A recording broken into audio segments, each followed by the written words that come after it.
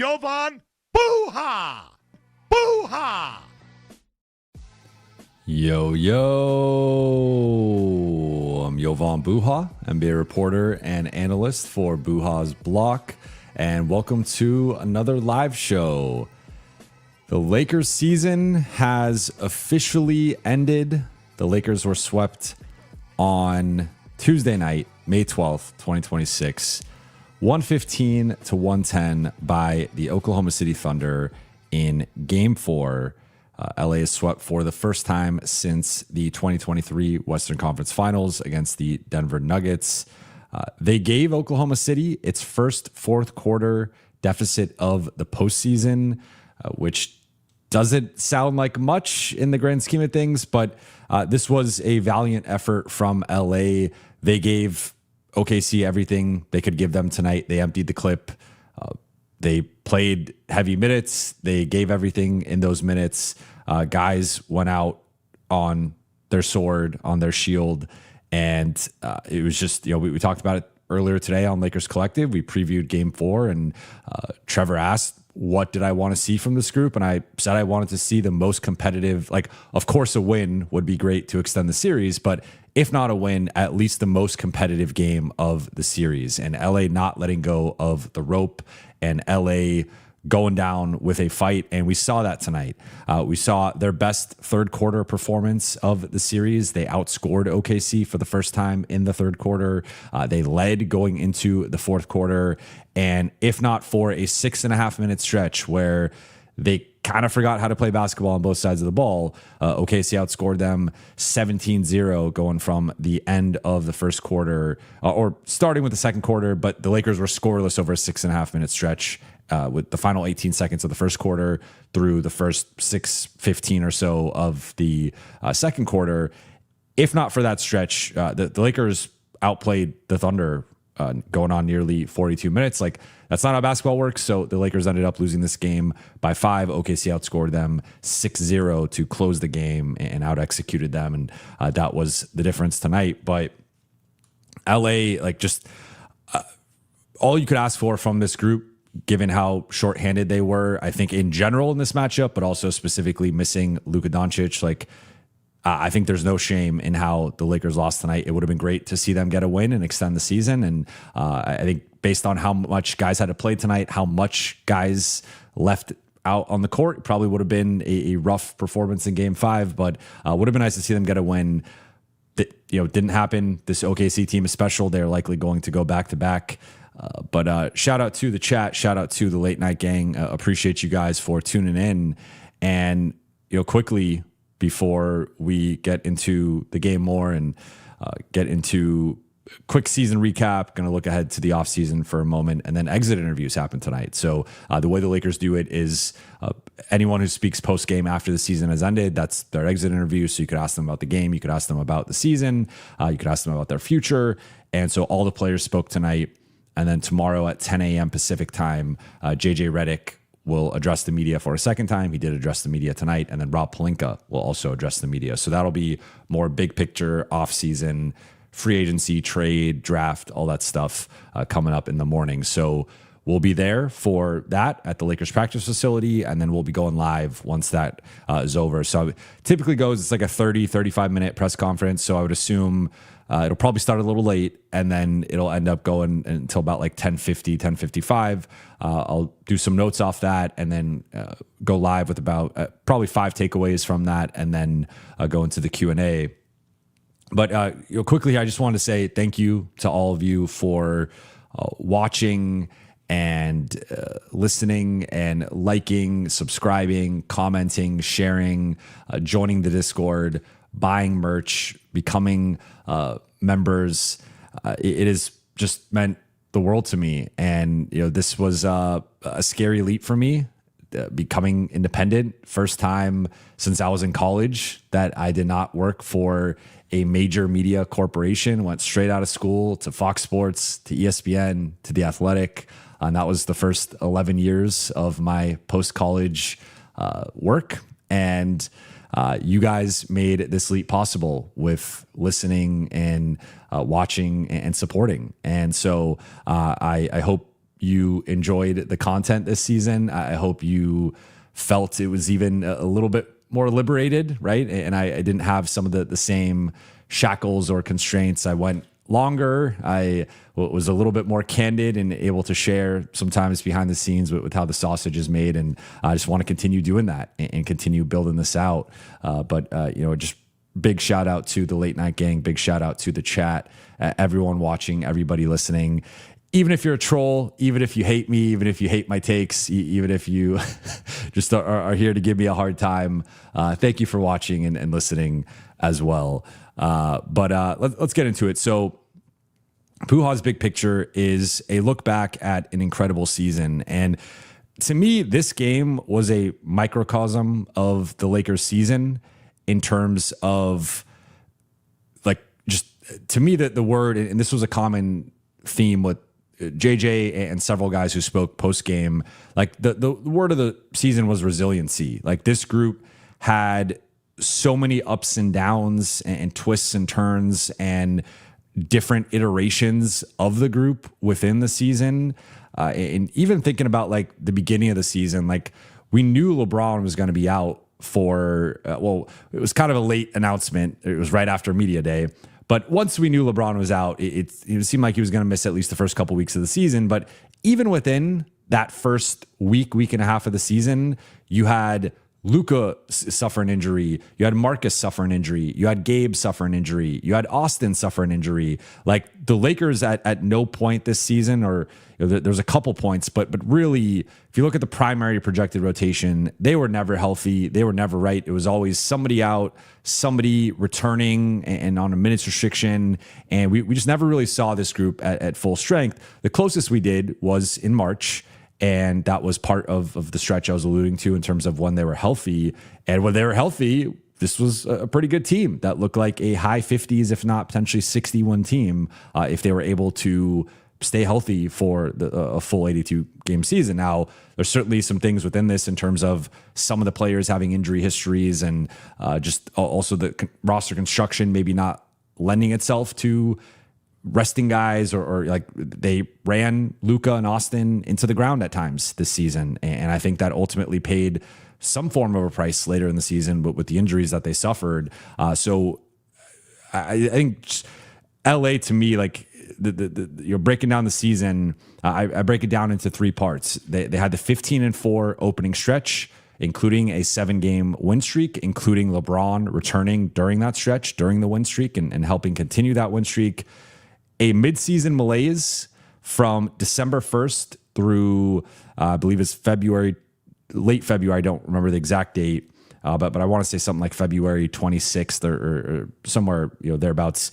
They went 19-20. They were a below 500 team for nearly 3 months of the season, and that was when a lot of fans started to check out or have gripes or like just not really enjoyable basketball for nearly half the season there, from again early December through late February. And Austin dealt with injuries. Luka went to Slovenia for the birth of his daughter and also dealt with some stuff.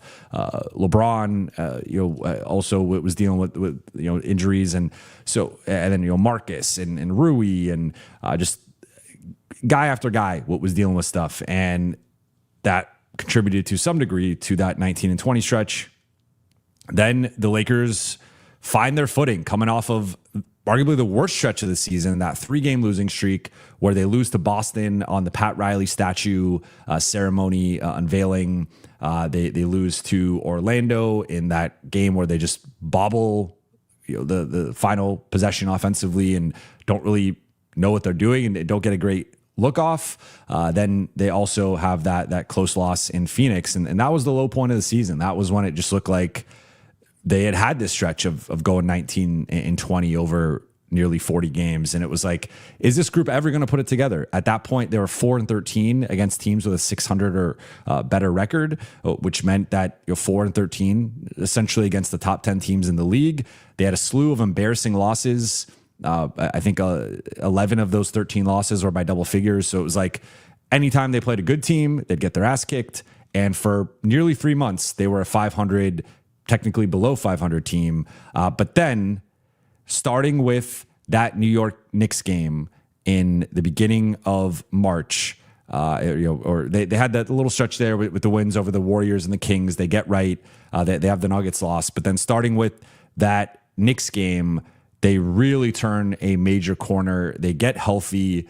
They coalesce, as JJ said at the time, and they reel off a 16-2 stretch and ultimately close the season 19-5. Now, there was a lot in there, a ton of statement wins. I think about the Knicks game. I think about the Nuggets win. I think about the Timberwolves win, the 2 Houston wins in Houston, Luka dropping 60 on the back end of a back-to-back in Miami. You had the Orlando game with Luke Kennard and the game-winning shot. Just so many big moments and so many big wins. But then you also had the OKC game, and the Lakers, again, I've made this point, like it overshadowed the result to some extent because Luka and Austin got injured in that game. But the Lakers obviously got thrashed. It was not close. Basically 3 minutes into the game on, it was 18-4, 3 minutes into the game, and which is just absurd, or 4 minutes, whatever it was. And neither one of those guys played well in that game. So it was like it was a little slice of humble pie, and like kind of showing, hey, there's a pretty big gap here between the Lakers and this team. Even when the Lakers are like health, I mean, they didn't have Marcus for that game, so that was a big loss. I'm forgetting if anyone was out on the OKC side, but it was like, okay, like even when the Lakers are playing their best basketball, they're they're on cloud 9, that they're playing 10 out of 10 or as close to 10 out of 10 for them as possible. Like there's a gap here with OKC, and that was obviously a harbinger of what was to come when they matched up with them in the playoffs. And then you have everybody counting the Lakers out in round 1. No Luka, no Austin. Maybe they'll come back at some point in the series. They are, I think, the 13th biggest underdog to win a playoff series, if I'm not mistaken. They beat the Rockets 4-2. They go up 3-0 in that series, and they just dominate them for like that. That was a very convincing series win. Then they match up with the defending champs. I think one of the deepest rosters of all time, one of the best defenses of all time, at least in the modern era, and they do get blown out in all three of the 4 games, although those games were close into the third quarter, if not beginning of the fourth. And then tonight they have a game that goes down to the wire and they just lose. But I said earlier that game 4 was a microcosm of the season because it felt like the Lakers were resilient. They dealt with some adversity with that middle, or first half of the second quarter stretch, and they found a way to overcome that temporarily.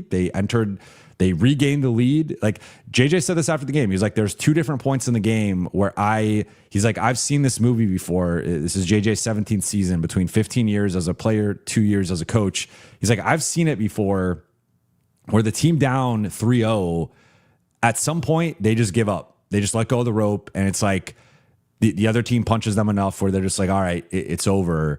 And he said that he felt there was a couple points in this game, and I would assume he was talking about that second quarter stretch where OKC went up by 12, and then also late in the game, OKC was up by 6 with 2 minutes left, and the Lakers could have just rolled over. Maybe he was talking about a different part of the game, but they did not roll over in either stretch, and they followed up being down 6 with a 7-point 7-0 run where Rui hits a step back 3 over Chet and one, and then Marcus also scores on Chet, taking him off the dribble and gets an and one floater that was actually kind of on Chet and Isaiah Hartenstein in a game that Marcus couldn't hit anything. He hits one of the biggest shots of the game. So LA withstood the adversity that they were facing and like ultimately did not come out on top. And that's why I say this is a microcosm of the season, because as JJ admitted after the game, like this was not a championship level roster. This was not a championship level group. That was shown. They got swept against a championship level team. And so the work begins tomorrow in terms of evaluating the roster and making some tough decisions and mapping out each pathway in terms of if player X stays, if player Y stays, like what's going on. And we'll get into that in a second. But I thought it was a microcosm of the season of like this in some ways was a culture game for the Lakers, right? I think JJ has come in and established a high level of play and a high level of culture, but the Lakers are clearly not where the top of the league is yet. Right? And moving forward, and that could just be OKC and San Antonio. That could be a few other teams. I think it would have been interesting to see what they looked like against Minnesota in round one. They're not going anywhere. Denver's not going anywhere. Several teams are going to be beefing up this summer. And then in the East, you got New York, who's rolling right now. You have Detroit, Cleveland, et cetera. So there's a lot of teams that aren't going anywhere. And the Lakers are somewhere in that top mix, but clearly not at the top or near the top of that list because there is a decent gap, I would say, between OKC and San Antonio and the rest of the league right now. So the Lakers have work to do. And that was clear throughout the season. I think you are ultimately, like, we could split this into three parts, but you are the sum of your habits and your tendencies. And like, this was a group that at times didn't always rise up to the moment and was a bad defense, finished as the 20th defense despite some defensive highs, especially late in the season. And like, there just was a limitation to the depth and the shooting and the defense and the athleticism and ultimately how they fared against the best teams. Like, they fared much better in March, but it just depends how much you want to take away from that March compared to like the middle of the season, right? But ultimately, this was a really good team who I think has a lot of encouraging things to build off of. There's a lot of work to be done too with the roster, to be clear. Like, I think they're probably 2 starting players short right now. And if you add a couple starting players to this and then slot some guys in bench roles, I think that's when they're at their more competitive self and can give OKC or San Antonio a run for their money in a playoff series. But I do want to, like, I know people are going to be down or some people are going to be down, at least coming off of this loss, coming off of the season ending this way. And I totally understand that. This is not a franchise of moral victories. This is not a franchise that hangs division banners, in-season tournament banners, unless they're forced to. Like, this is a franchise that's championship or bust every single season. And through that binary lens, this season was a failure because the Lakers didn't win a championship. But I also think this season is going to be a stepping stone toward the next Lakers championship. And the culture, the habits, the resiliency, and just the attitude of this group that JJ's been building since last season. I think that there is a lot to like. There's a lot to be encouraged by, and I think there's a lot to appreciate with this season, right? Like, I don't think we have to be entirely doom and gloom. Now, there's a lot of work to be done, and this was clearly a flawed roster that you barely had like 7 playable guys by the end of the playoffs, which has been a trend for the Lakers going on multiple years now, where no matter how deep they look, by the end of the postseason, they're like barely down to 7 players. And that's something that they really have to address.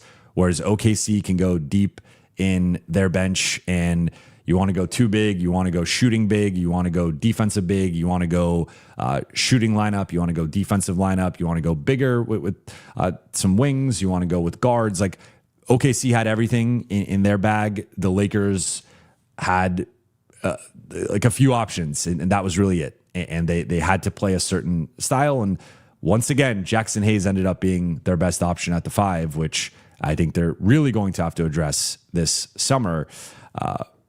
In terms of notable performers, I want to rattle through it just because I want to get to the questions and I want to get to some of the exit interview stuff. But let's pull up the box score here. Let's start with LeBron. I thought LeBron set a great tone from the jump. He came out attacking downhill, trying to get out in transition, trying to mismatch hunt and really put pressure on the paint. And I really liked his approach tonight. 24 points, 12 rebounds, 3 assists, a block, 4 turnovers.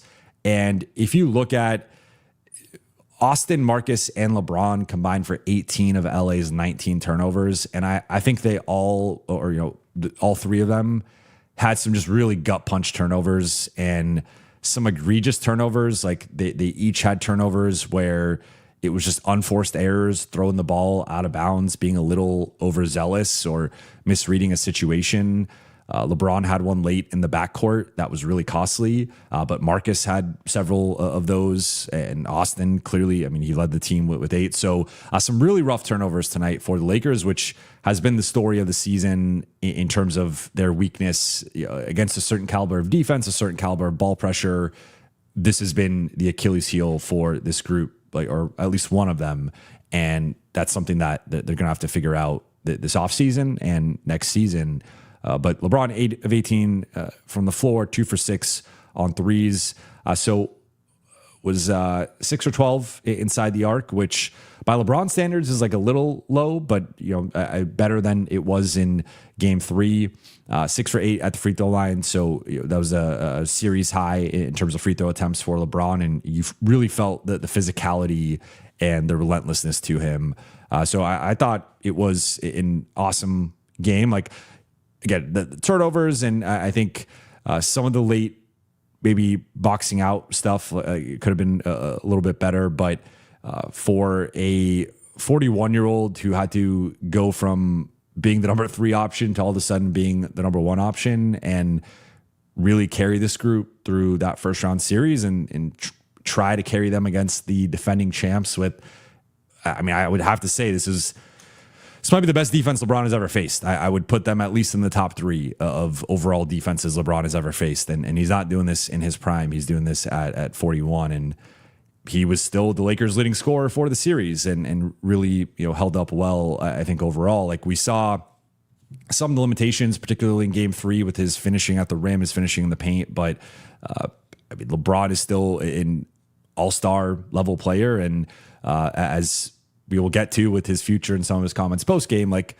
clearly not a third option. And that's something that the Lakers are going to have to figure out.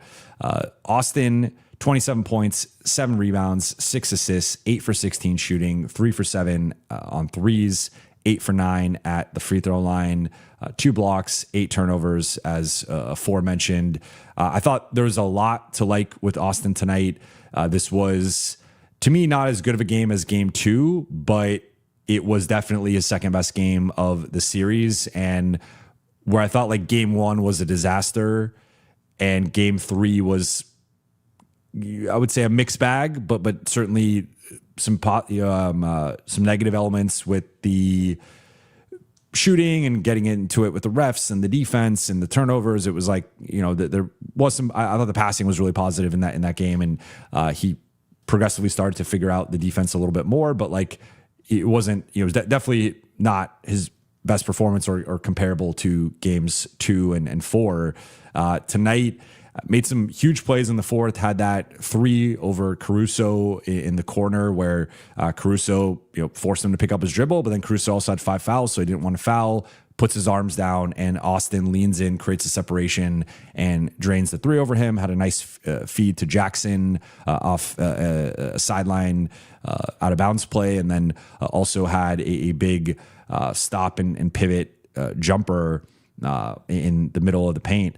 Did get the final look that, we could talk about that. I'm sure I'll get a question about the final play. And so no Rui out there, despite Rui having literal flames coming out of his body and just hitting so many big shots in this game and making so many big plays.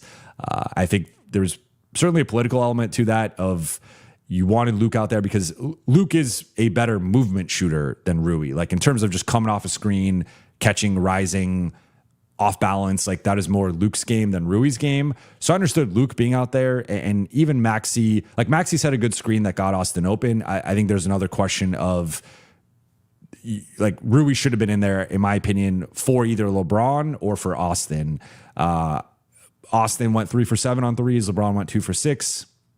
So by that, Austin had the better 3-point shooting night, but LeBron has shot better in the series from 3. So I mean, flip a coin who you want to take out in that instance. But I think it had to be Rui, Luke. And if you want Maxey out there for the screening, like that's just something JJ likes. And again, I thought Maxey set a good screen. Okay, but then you need to pick between those two. Or you have one of them, maybe you have Austin inbound the ball, Marcus is out, and then LeBron's out there, but whatever. But JJ likes Marcus as an inbounder. He likes Maxey as a screener. And then Luke as a movement catch and shoot guy. Like I think he wanted that. But Rui should have been out there. There's no way around that. But Austin, I thought in 2 of these 4 games looked really comfortable offensively in terms of creating his own shot, getting downhill, had a wild finish over Chet, that spinning finish. But I think big thing with Austin, and has been a big thing for him in the playoffs, but I think just in general, is the catch and shooting and just the 3-point shooting overall. Tonight it went well, but obviously did not go well overall in his brief playoff stint. And that's going to be something that I think he just needs to continue to work on, because if this is going to work at some point in the future with Luka and Austin's going to need to be a high 30s, if not 40% catch and shoot guy. Like, that has been one of my big points whenever people brought up the Kyrie Irving or Jalen Brunson comparisons. Those guys shot 40+% on catch and shoot threes during those playoff runs. Austin has to be at that level, I think, for this to truly work. So that's going to be something that's big for him this offseason. Turnovers, a lot of questionable decisions in passing. And some of it, I would say, like, I have to go back and rewatch all of them, but some of them were certainly like sped up turnovers. Some of them were like, that one left-hand, I think it was left-handed pass, one-handed bullet to, I think it was supposed to be to Luke, but he just sails it out of bounds. Like, with where the pass ended up, there was no one within a few feet of that. And that's just a pass that, like, you just can't make that pass. You just can't do that, especially against this team, at this level in this game. So, a lot to clean up anytime you have more turnovers than assists. Like, 6 assists is a lot of assists, but 8 turnovers is a lot of turnovers. And it just was not good enough in terms of the ball handling, decision making in that regard, right? And how many times did he beat his man off the dribble, but then dribble into the paint, and then they were able to, or even Shea had the poke from behind, and like they poked his dribble from behind a lot, and that's something that I think he's gonna have to work on. They targeted him a lot more in the first half than the second half. In the second half, actually down the stretch, they were targeting Rui off the dribble a bit, and then would target Luke anytime he was out there as well. But he got targeted defensively, obviously, for the series. I think had a pretty rough defensive series, but I thought there was some real progress from, if you look at, like, game 1 was a disaster class offensively with the 3 for 16 performance and I think 4 turnovers. Games 2 and games 4 were much better overall. Like, still had high turnovers in every game against OKC, and that's something that he needs to clean up. But at the same time, he's not going to be the primary ball handler against OKC in most situations moving forward. It's going to be Luka with Austin as a secondary guy, and I think that's a more appropriate slotting for him in terms of ball handling. Speaking of Rui earlier, 25 points. He was huge tonight. Like, I think he scored 10 points in the third quarter, if I'm not mistaken. Like, he had 4 at the half and then immediately came out in the third quarter and made several huge plays. But then fourth quarter hits a big, I think it's 105-100, hits a corner 3. And then they extend it to 109-103. And then LeBron misses a 3, and the ball caroms out to Rui. He considers driving or taking a pull up, but decides to bring it back and hits makes a nice dribble move, hits a step back 3 against Chet. Chet overreacts and aggressively contests and fouls him, and it's a 4-point play, a huge play from Rui. And Rui, I think, is proven to be a playoff riser, and I think there's a lot of open-ended questions here in terms of what happens with, I think, LeBron in particular, but just where Rui fits into all this, because I think if they are still bringing back Austin and LeBron, which I think as of right now is the plan, I don't think Rui fits in as that 4th starter for all the reasons I laid out before the season and during the season. But he also just played at such a high level in the playoffs that it's like, I think he's a piece you have to try to keep.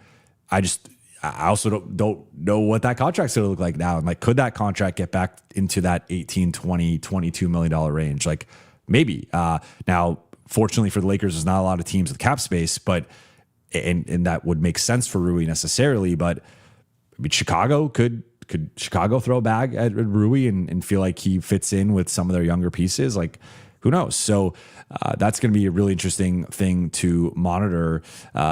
Marcus Smart mentioned really rough offensive performance tonight. Had more turnovers than points. 6 turnovers, 5 points, 2 for 8 shooting, 0 for 4 on threes. we really started to see some of the limitations with him offensively throughout the playoffs as they went, and like why I think he's properly slotted as more like the fourth ball handler when the Lakers are whole behind the big three. But I mean, defensively, I wish I talked about it more coming off of game 3, but like his defensive performance against Shea in game 3 and tonight, like Shea shook loose, 35 points, 11 for 22 shooting. Marcus was also matched up against AJ Mitchell, who's just become a 6 foot, like 3.5 Jalen Brunson. He's just a monster out there. I just an incredible series from AJ Mitchell. You could make the case he was the second best player in the series and better than Shea, which is just absurd. But I thought Marcus redeemed himself with some of the defense late and the big shot, but he also had I thought his turnovers in particular, even more so than Austin's or LeBron's, were very momentum crushing. And he had that one sequence where I want to say he had a turnover, a foul, and then picked up an offensive foul as well. And it was just a really tough sequence in the middle of the fourth quarter. But Marcus is a winner. Marcus is a gamer. Marcus is a 16-game player. So I think he's someone that the Lakers need to prioritize bringing back. DeAndre Ayton, let's just keep it short and sweet. Got benched again, back-to-back games. He gets benched by JJ.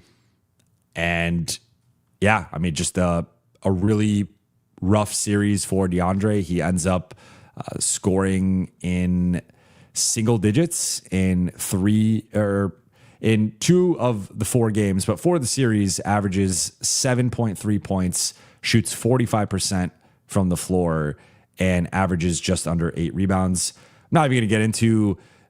There was a thing with him and his chain, which apparently is a week old. So I don't want to belabor that. It was not a good look optically, and it almost felt like someone was intentionally trying to take shots at DA today.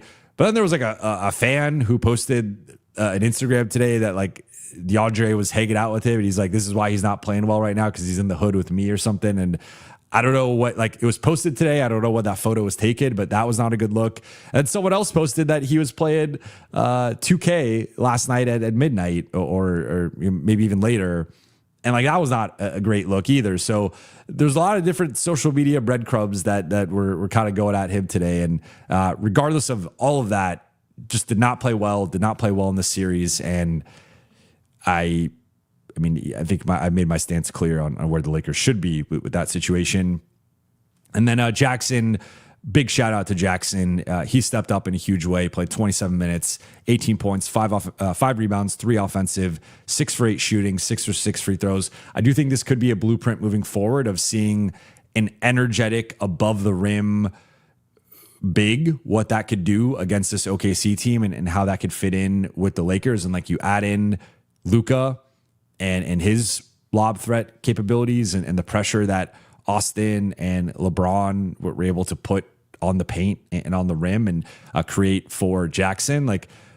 I think that this could be a blueprint and a launching pad for what the Lakers should try to do in terms of how they build a roster to attack OKC. And that does not mean Jackson specifically. I still think he's more of a backup to 2.5 depth center in the depth chart, maybe 2, but I would say that if you could get a better version of Jackson, that is a guy that I think could fit potentially in this series. This was by far the best center performance of the series tonight. Then Luke Kennard, 5 points, 2 for 5 shooting, 1 for 2 on threes. Team high plus 15 in his 24 minutes for what it's worth. Did get targeted a lot defensively, and I just think never quite recaptured the mojo that he had in the first 2 games of the Houston series. Then Deuce Thiero, Jared Vanderbilt each played 3 minutes, and Vando, coming off of it was a rough stretch. He came in during the 17-0 run, so that affected things. Then Thiero, came in, had a foul and missed the 3, and that was it. Then Maxey came in and set the screens. In terms of stat of the night, I'm going to say 39-31 third quarter, because the third quarter was where the Lakers lost this series basically in all 3 games. And I'm going to go with the positive here. I mean, we could go with the 19 turnovers, which led to 22 points for the Thunder. But I'm going to go in a positive direction here and say, like, I was really impressed with that third quarter from the Lakers. And based on where the game was at that point and just being down going into halftime and coming out of halftime. And remember, OKC landed some punches. Like that's actually, now that I think about it, probably more the time that JJ was referencing when he said they could have let go of the rope. It's probably like that middle second quarter and then early third where OKC came out swinging. They were hitting everything and they went up like 10-12 again. And then LA rallied off of that. So yeah, just I'll give a shout out to the third quarter. That not always been the Lakers' best quarter this season. And that was the most points either team scored in the third quarter in the series. So it was just an awesome third quarter from LA. All right, let's go through the 3 takeaways pretty quickly. More just like update stuff. But takeaway number 1 is an important offseason ahead. So I said after game 3 that talent beats tactics, and the task ahead for the Lakers here is they need to increase the talent of the roster. They need to increase the skill with the roster. They need to increase the athleticism, the defense, the toughness, and the versatility. So to boil this down as succinctly as possible, talent, they just need better players. I think the Lakers had too many guys slotted too high in the rotation, where we talked about like what would player X's role be on team Y. The Lakers had, I think, a couple guys starting that would not be starting for most of the teams in their class and above, and a couple guys in the rotation that wouldn't be in the rotation for other teams. And like they found ways to offset that with, I think ultimately like the shot making and offensive creation from their best players, but also from the coaching staff and sometimes those guys punching above their weight. But like, as we saw with more of a sample size, more time, it was clear that certain guys like were just in roles that they weren't good enough to be in. And so the roster needs more talent along those lines, and talent and skill are sort of one and the same, but I think in general that this roster can use more skill. Just I think, because honestly, if we're really looking at this, like the offense ended up being the bigger issue for the Lakers than the defense. Like they were not the 2004 Pistons or the 2026 Thunder or pick the 2020 Lakers, but I would say were better defensively than offensively all playoffs. Like in totality, if we aggregate everything together, they were better defensively than offensively. And that's coming from a group that on paper has maybe one above average defender in their rotation, in their primary rotation. And so I think from like a skill perspective, like you look at OKC and just how so many different guys can wear so many different hats and operate in different, like they have a big look, a small look, a medium look. They have lineups that play faster, lineups that are more ISO heavy. Like they just have different ways to attack you, and guys can shapeshift into different roles. And I think that, maybe skill and role are kind of maybe more similar than skill and talent, in that I think the Lakers need, and that's also where versatility comes in too. Like the Lakers just need guys who can play in different schemes and systems and different looks and lineups in a way that I don't think this roster quite had. Athleticism is straightforward. The Lakers have been one of the least athletic teams going on 4 or 5 years now, 4 years we'll say. Defense, I would like at least half of the rotation to be considered above average defenders next season. I think that's a relatively achievable bar, but it's not something that they've been able to say for multiple years. So they have to go out and do that. Toughness, I think this was a pretty tough group overall, but certainly I think there were some guys that they could upgrade on from the toughness department, and then versatility again, kind of along the same lines as skill. In terms of needs, I think they need a new starting center.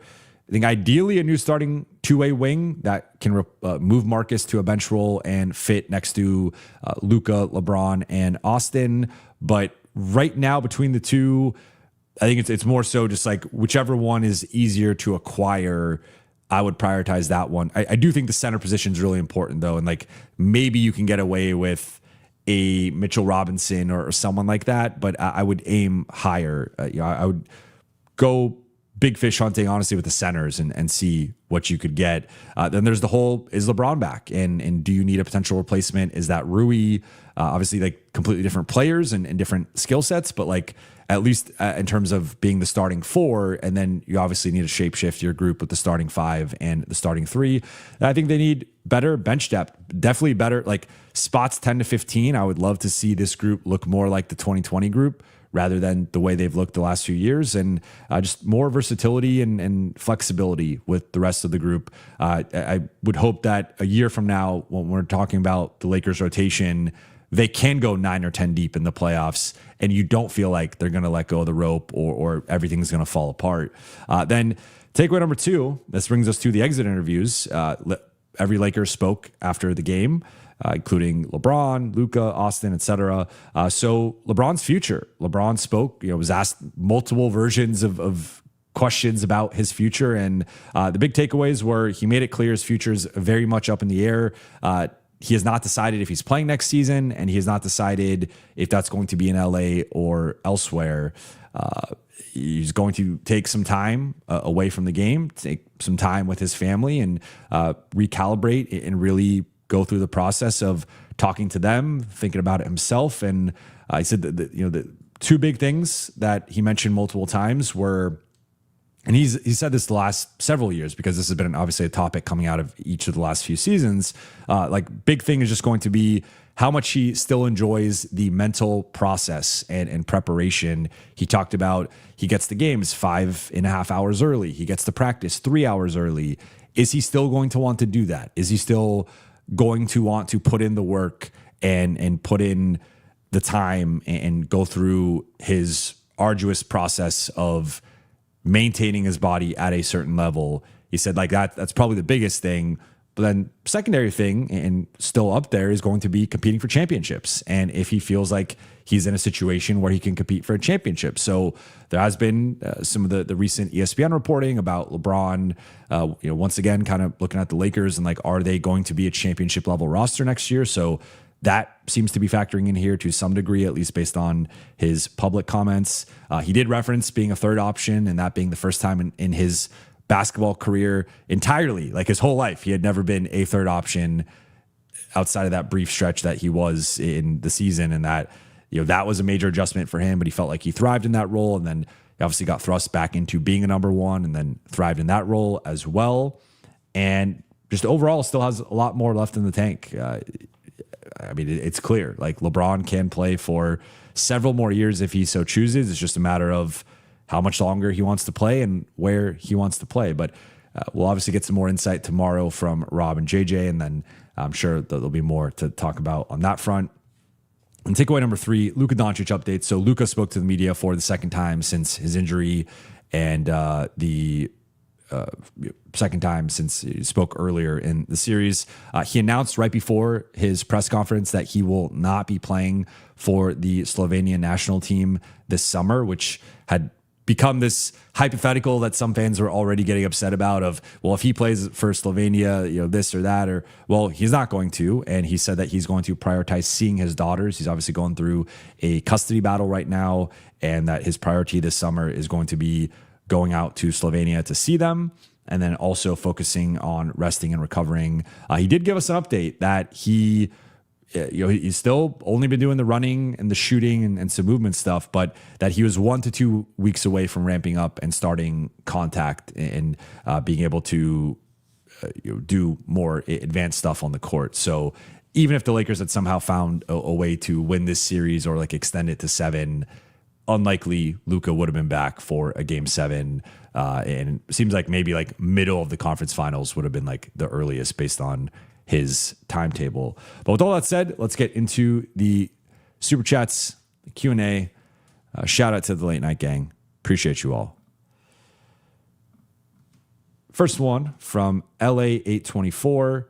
Thank you for the super chat. Proud of LAL's season. Not sure the current market has enough talent to beat OKC. How do you feel about the current market? Do you see the Lakers finding draft gems or guys like Thero making a leap? This is a really good question because I was talking about this with someone earlier today. And what I concluded was I feel like we'll see what the Lakers are able to do in free agency. I think typically the way that free agency has worked the last few years, especially as the CBA has changed, and I think it is now set up for teams to keep their free agents to a degree. I think unless they can get a restricted free agent or a top unrestricted free agent, which the one thing in either one of those scenarios is you potentially have to overpay, and that's okay depending on the player. And you could also make a bet on a player that they're going to outperform that contract. But in the new CBA, like every dollar does matter. And you do have to be careful about overpaying for players. And that is just going to be a factor that the Lakers have to weigh in terms of who they're willing to sign and for what price. So I would say that, especially if you take out the RFAs, if you assume that Walker Kessler staying in Utah, Peyton Watson staying in Denver, Tari Eason staying in Houston, or maybe the Lakers just aren't interested in paying him what he might command, or maybe Chicago or Brooklyn or whatever throws a bag at him and the Lakers just don't really want to get into like a bidding war. If the top RFAs all stay put or just don't end up as Lakers, you look at the unrestricted free agent market, it's just not like, there are some guys I like, but I think that, again, the standard should be, in my opinion, like 2 starting level guys, like ideally a bona fide starting level center who could hang against Isaiah Hartenstein and Chet and Rudy Gobert and Victor Wembanyama and Nikola Jokic, and also win the Şengün minutes against Houston, but also win, battle against Steven Adams, and then also look at the East and be like, can they bang with Karl Anthony Towns and Jalen Duren and Jared Allen and who knows, maybe the Lakers can pry one of those guys for going into next season. But just looking at the state of the NBA right now, every team has a pretty good center. Like every top team has a pretty good center, a center who has been an all-star, has been in the all-star conversation, not too long ago, and is at a reasonably high level. So with the exception of Boston and the Lakers, and those are, I think it costs both those teams in their respective series. Like Joel Embiid dominated Kada, and then it got to like the Garza Vucevic, limited guys who probably shouldn't be playing in a playoff series. With LA, Chet and Isaiah Hartenstein, for the most part, dominated DeAndre Ayton and Jackson Hayes. And so I think the Lakers do need to prioritize the center spot and find a real starting center. And with the exception of maybe Mitchell Robinson, who I think you have to keep in bubble wrap because of his injury history, I just don't really see that guy in free agency. Kessler would be the number one guy. Duren will also be in that mix, but I think Detroit's going to keep him even and might get him at like a slight discount. But outside of those two guys, it's like Mitchell Robinson. I like Robert Williams, but I think he's going to be much cheaper, and I don't know that he's like a real starter at this point. And then you look at the trade market. Then you obviously have the two-way wings, which there's really not many two-way wings in free agency. It's almost all having to trade if it's not Watson or Eason. So I say all that to say that I think the Lakers are going to have to make a trade or two, and that's actually where I think they can find, like, the current free agent market, I think, is relatively underwhelming. And if we're like grading the free agent class, it's probably a C+, maybe a B- if we want to be generous. It's not like some stud free agent class. Doesn't mean you can't find bargains, but like, again, there's a theoretical possibility that the Lakers draft somebody or like sign a minimum guy who ends up really popping and is like a starting level guy, but the odds of that are very low. Could you find draft guys or in the late first or minimum guys who are rotation guys? Yeah. And the Lakers need that. So I'm not poo-pooing that. I'm just stating, like, I think they need some big dogs. I think they need a couple starters, and finding that is going to be scouring the trade market, putting your assets on the table, and also being aggressive in free agency. But I think I have more confidence in them finding it via trade than via free agency, because if you just look at the free agent options, a lot of them, to me are underwhelming or severely flawed. And some of people's favorite options, I just don't think fit what the Lakers truly need. So there are some guys that, depending on how things shake out, I would be open to. But for the most part, I do find it a pretty underwhelming class that LA will likely have to pursue guys via trade. Now, drafting gems, I would be very open to trading up if the Lakers can, if there's someone that they target that they want, or acquiring second-round picks, which they've done before, that they have a nice track record with. And whether it's Thero or, that's, I would say, the primary young guy that I would look at to potentially take a leap. Like, they're going to need some guys to pop. I think if you're looking at, if you're bringing back Austin, you have to hope that Austin's better. If you're bringing back Rui, you have to hope that Rui makes another jump. Luka continues to just go to a different level.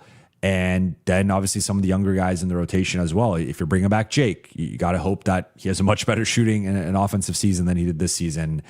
Jackson can continue to ascend. I think there are some guys that can get better at certain things just based on them being somewhere between their early to mid to even late 20s. But I don't want to just hope for internal improvement. I think that would be a mistake. I also don't want to just hope for, well, they found a couple guys in the draft. Like, that's nice. That would be great to boost the rotation, but it's very unlikely we're talking about they found a starting center with the 25th pick, and maybe even a starting level center, but like a starting center that can hang with the top of the West. That's a different class. Like, we even saw DeAndre Ayton look like a all-star level player against Houston, and he was unplayable in the final two games against OKC.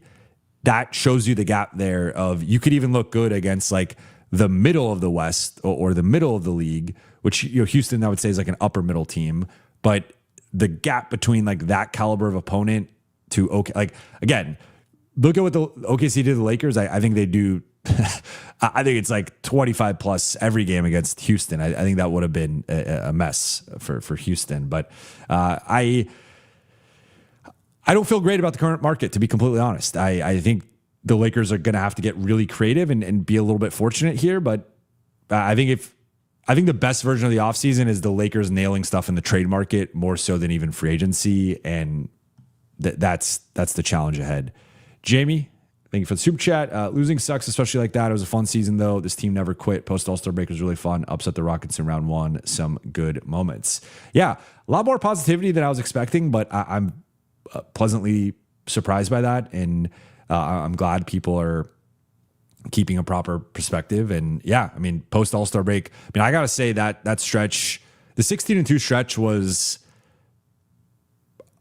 I've been covering the team for 6 years. That was as fun of a stretch as I can remember, at least in terms of covering the team. Like that was up there.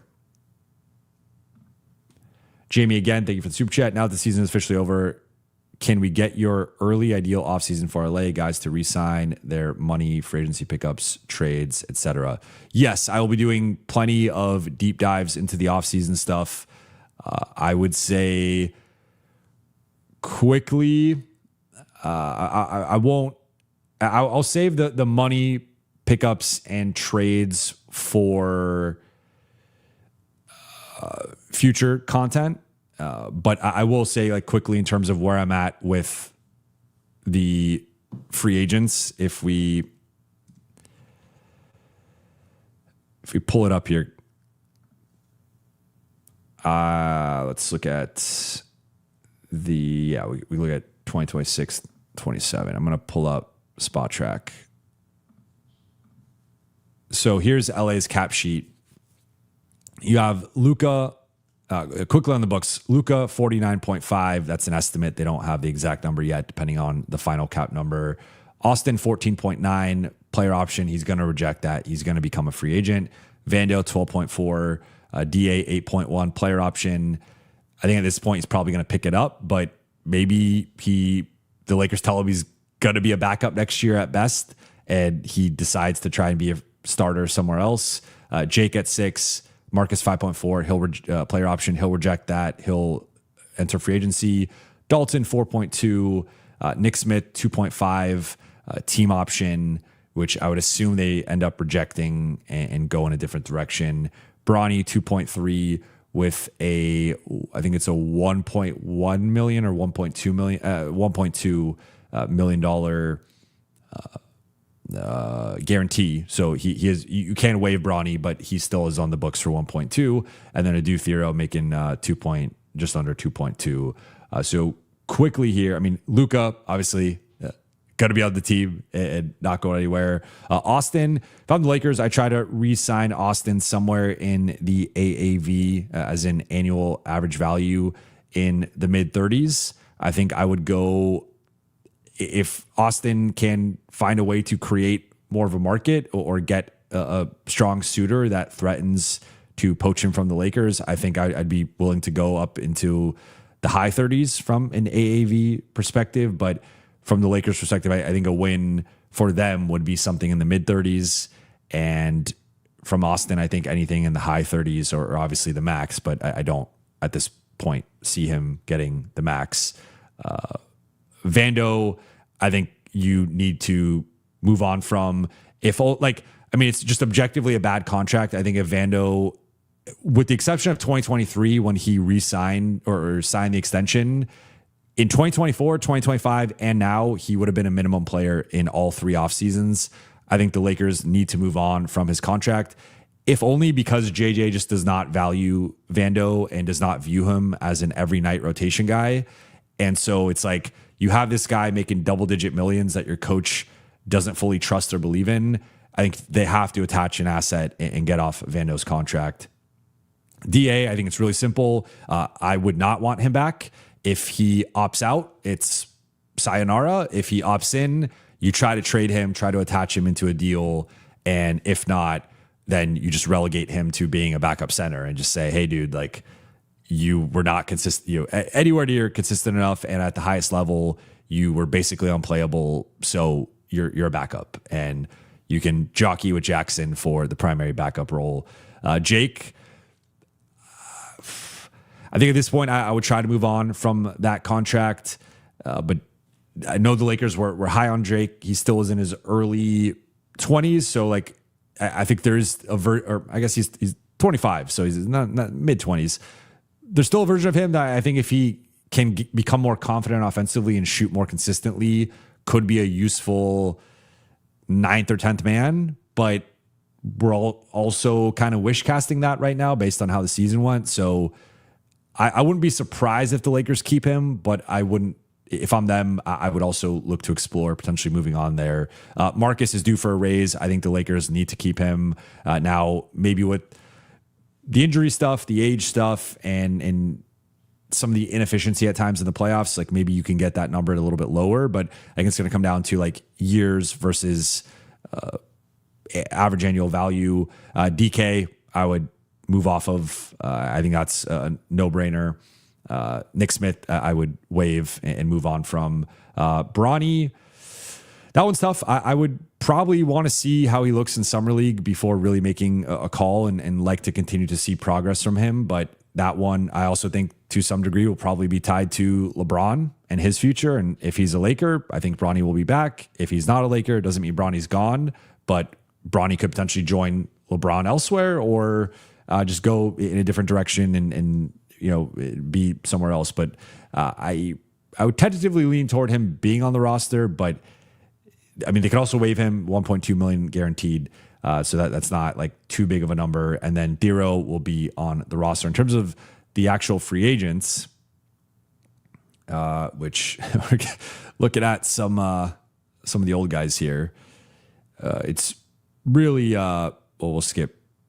I don't know why those are still in their books here, but Jackson, I'm kind of torn on Jackson because I thought overall he had a solid season, and you could make the case that he should be above in a minimum player.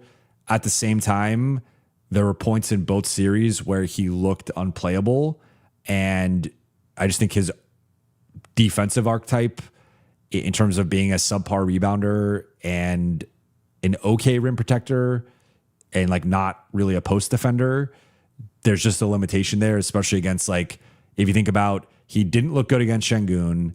He did not look good against Jokic in the regular season. I think Wemby's too big for him. Gobert, I mean, we saw that movie last year in the playoffs. I just go through the list and I'm like, Jackson, like that's where I'm maybe okay with DA and Jackson both being backups, but I don't know if I would trust Jackson as a full backup in like a championship context. Like I would want probably a third big there. Then maybe you bring in a different guy. Luke, that's a tough one, but I think at this point I'm probably okay with letting Luke walk.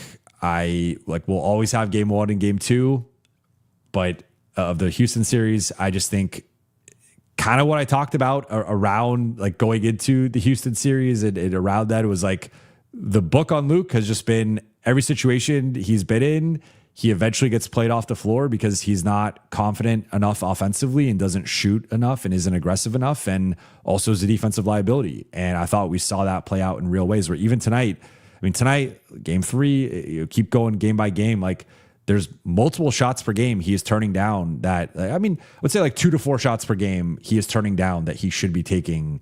And I just think that's part of his DNA. Now, if he's willing to come back, if the Lakers could fit him in potentially for like the room exception or like even less than the full room exception, I'd be open to that. But I also think you can only have so many defensive liabilities in your rotation. And if you are still building around the big 3, they are a limited defensive trio, and basically every other player on the roster needs to be at least average, if not higher defensively, and have a certain motor that Luke just doesn't have. So he, to me, is kind of the casualty of, I would definitely prioritize Marcus and Rui over Luke. Speaking of Rui, he's got an interesting market. There's so many moving parts here because it depends on like what happens with LeBron, what happens with Austin, what happens with Marcus. I would prioritize all 3 of those guys ahead of Rui, but he would be like a close 4th priority there. It's like, again, kind of similar thing. If you're keeping LeBron and Austin, then I don't think Rui's a starter with that group next to Luka. And then it's like, well, are you potentially overpaying for a bench player? Whereas if LeBron is gone, or that's really the only scenario, because even if LeBron's there, I still don't like the LeBron, Rui, Luka trio defensively. I think it would have to be LeBron gone for me to consider Rui starting level money. Otherwise, I view Rui in the current context of the team, which is at least going to be the context of the team for another season, if they run it back to some degree. Then Rui to me is like a 6th or 7th man on that team. It's between him and Marcus.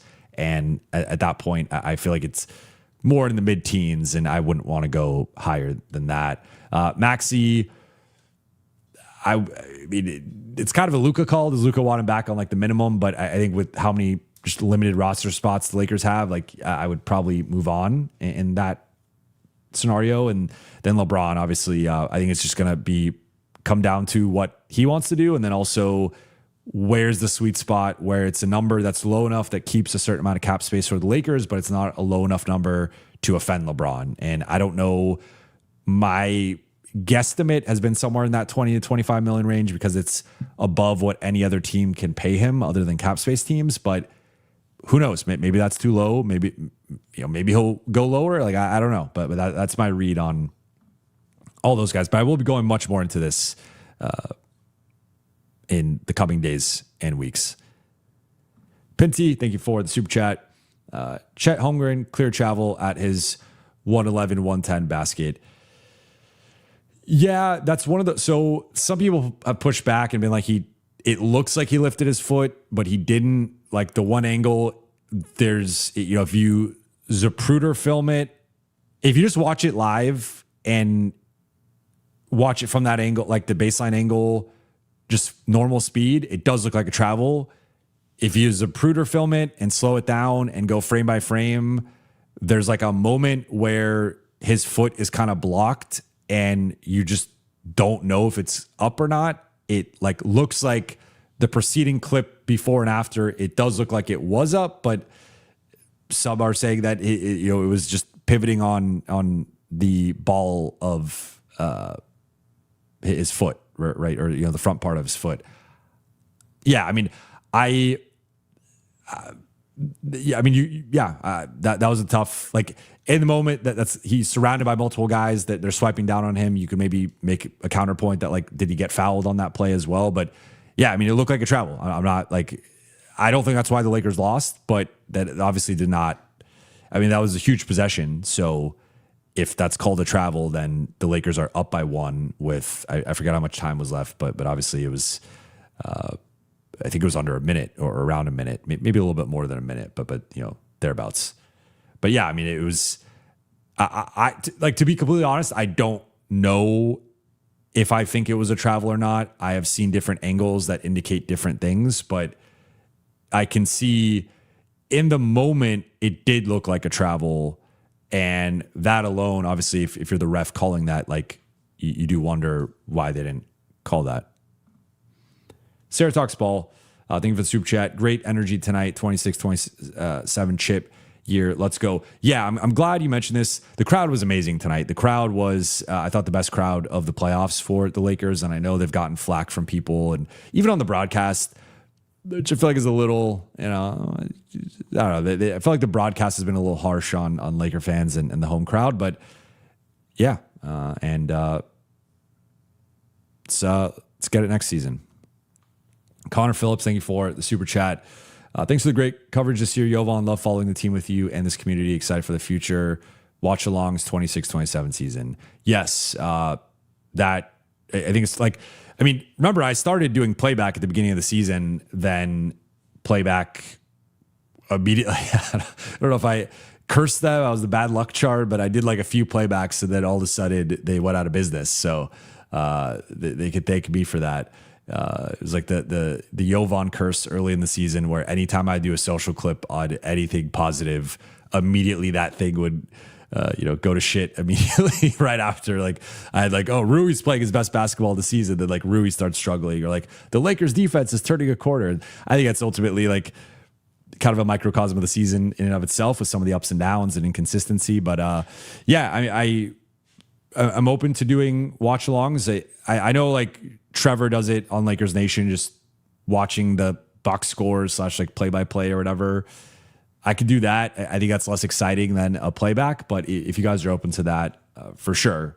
I'm, be road games, not home games, because I'll be at the home games. But yeah, definitely. Harry Chinani, thank you for the super chat. Need a roster revamp. Enough of one-dimensional players besides big three plus Rui. Others can go. Marcus Smart shot 40% this season. Not good enough. Rather get a more athletic 3-and-D wing. Luke Kennard can't defend. DA not consistent. Need a better 5. I'm with you for the most part. I think I'm higher on Marcus because I think the one thing that doesn't show, like I thought Marcus did a brilliant job on Shai Gilgeous-Alexander, and this took my perception of Marcus. Like I already had you guys know from the beginning of the season, I was advocating for Marcus to start. I've said repeatedly, I think he's their 4th best player and was their 4th best player overall this season. I think Rui made that more of a conversation by the end, but I think factoring in everything, I thought Marcus was better in the regular season. Rui was better in the playoffs. So maybe that, depending on how you want to view that, maybe you want to say Rui was the 4th best player, but I think Marcus was in the conversation and definitely their best two-way player. Like I know the offense was very up and down, and the shot selection, the turnovers, sometimes the tunnel vision, like those were real things for him. But I also think there was an element of the ball handling, especially when the Lakers are shorthanded. He did have some big assist nights. He was constantly trying to feed the bigs and keep them engaged. Like to me, Marcus, he almost plays like an extension of his character, of his leadership. And it's like, he's going to take a lot of accountability and put a lot on himself, but he's also going to try and get guys involved. And I thought he was a big part of keeping DA engaged throughout the season, because I think like no matter how many times DA dropped a pass or missed a layup or a dunk or whatever, Marcus would keep feeding him. And I think that was something like DA needed that positive reinforcement. But yeah, I mean, I think I'm at the point where it's like big 3 plus 1 of Rui or Marcus. I would prioritize Marcus, but I mean, I would actually like all 5 of them back. It just gets tricky financially at some point, unless LeBron's taking a massive pay cut or Austin's taking a sub $20 million pay cut, which is like isn't going to happen. it just gets tough to or I guess, door number 3 is they find a way, like DA opts out or they dump him. They dump Vando, they dump DK, they dump Jake. They could clear, with those, we just looked at it, with those 4 players, that's $30 million across those 4 players. So if you could get off of those 4, that does give you some more flexibility. But I think in general, I'm with you. I think for me, Luke and DA are 2 guys I would move off of. And you kind of saw that by the end of the series, that they were both sort of unplayable, other than Luke being situationally a useful shooter in like those out of bounds plays.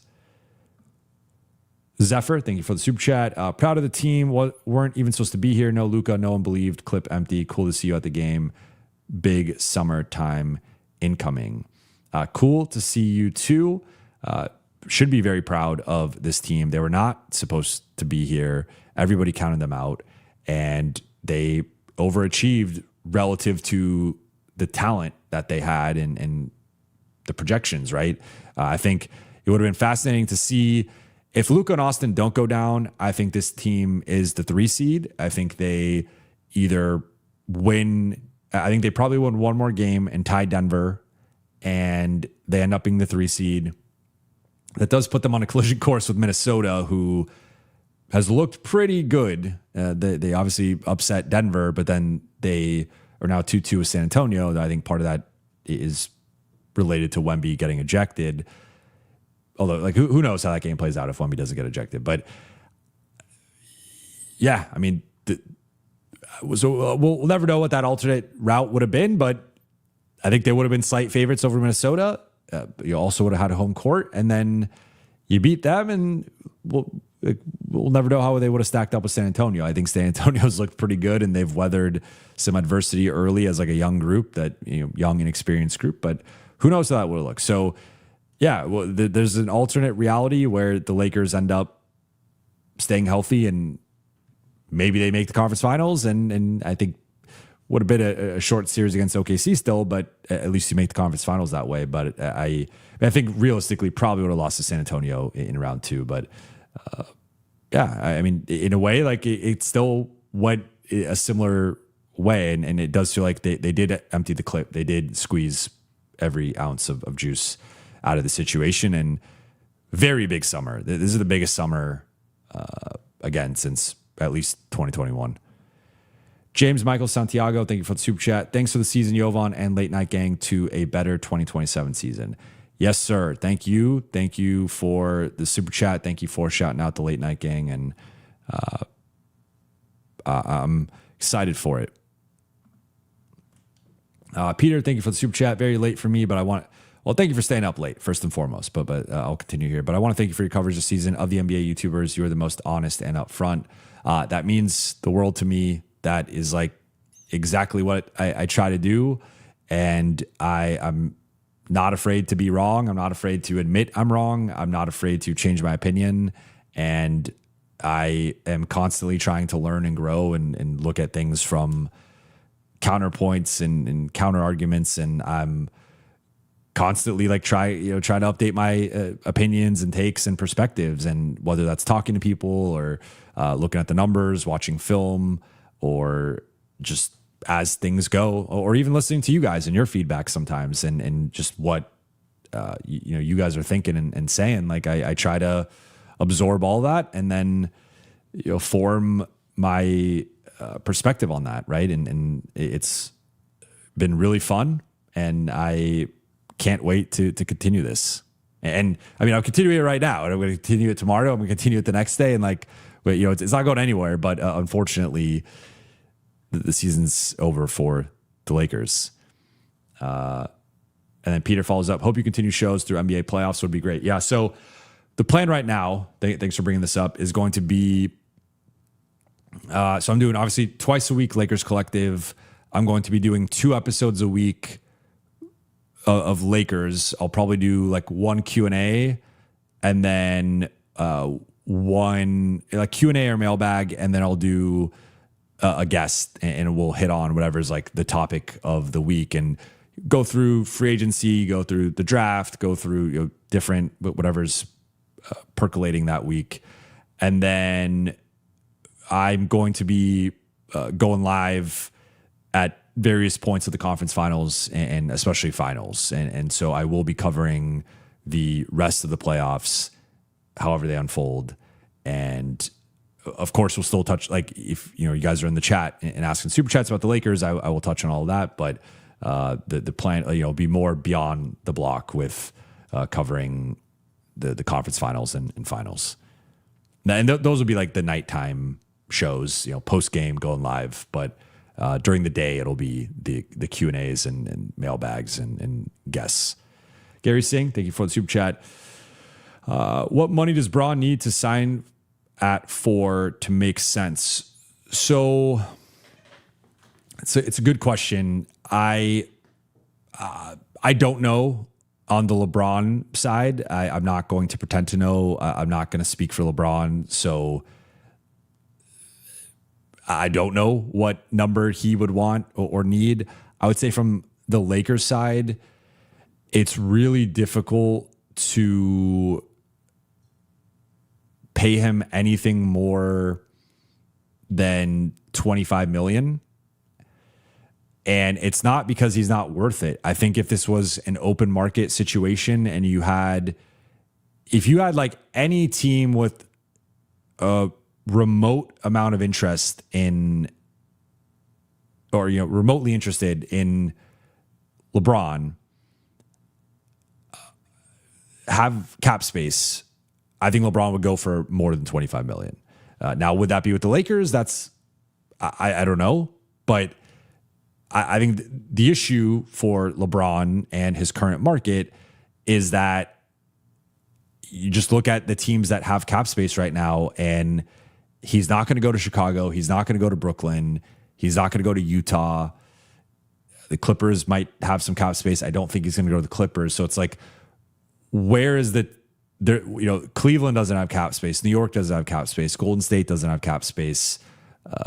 Whatever other team you want to throw in the mix most likely does not have cap space. So his market is limited to minimum contracts, or depending on the team's financial situation, upwards of the non-taxpayer MLE. And then it also depends on like where they're at with the first apron, second apron. Like, for example, Cleveland would have to shed money to trade for him. They couldn't even necessarily trade for him. And you got to have exact dollar amount matching and all this complicated stuff. So point being is just like, from the Lakers side, there's not really much incentive to pay him what he's worth, because he doesn't have the market from just a cap space team perspective. And so what I've argued for, or made the case for, is like, if you pay him 20 to 25 million, it's still like a decent chunk of money. It's not a minimum. It's not even a non-taxpayer MLE, but it's also like more than anyone else that could have that there could be mutual interest with, right? Because I'm sure there's teams that would love, like, I'm sure Chicago would love to sign LeBron, but like LeBron's not going there, right? So, or maybe they, it's just an example of like, I'm sure there are teams that have interest in him that he has no interest in. So looking at the multiple teams that it might be a mutual interest, they just can't pay him what the Lakers could pay him. So I think for the Lakers, like, the sweet spot is, okay, we pay him like more than those teams. So we are showing like, we value you, we want to keep you, and we don't want to just like lowball you or pay you like the bare minimum more than the other situation necessarily. But we also can't give you 30 million, 35, 40 million, because that's basically all the Lakers cap space. And if you re-sign LeBron for 40 million, what you're actually doing is like, maybe you can re-sign Marcus, and then you're going to lose Rui, you're going to lose Luke, probably. Maybe you could keep, you get like one extra player for the room exception, so maybe that's Luke, and then you have all minimum guys. And so you're returning a roster that's probably worse than it currently is, and that would not make any sense. So I think the sweet spot is like, what's the number where LeBron is not offended, does not feel disrespected, it keeps him happy, but also it's not too high where it cripples your cap flexibility. And I think from the Lakers side, that number is probably closer to 20 million. From the LeBron side, it's 25 and up. Again, or like in theory, I'm not going to speak for LeBron.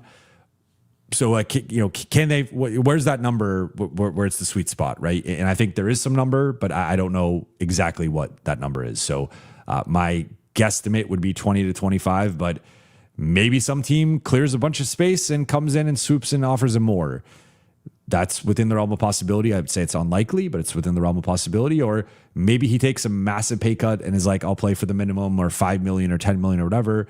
I think that's unlikely too, but it's also within the realm of possibility. So I would say there's a sweet spot in there above the non-taxpayer MLE, but I think for the Lakers' sake, as close to the non-taxpayer MLE would be the best thing for them to have as much financial flexibility as possible to retain their free agents and also add to the roster. Keon Park, thank you for the super chat. Jovan, don't want to be rude, but stop with big three. AR is also in the depth department soon. 40 million overpaid player. We have Braun and Luka, big two. You put AR level player in the big. OKC got like big six.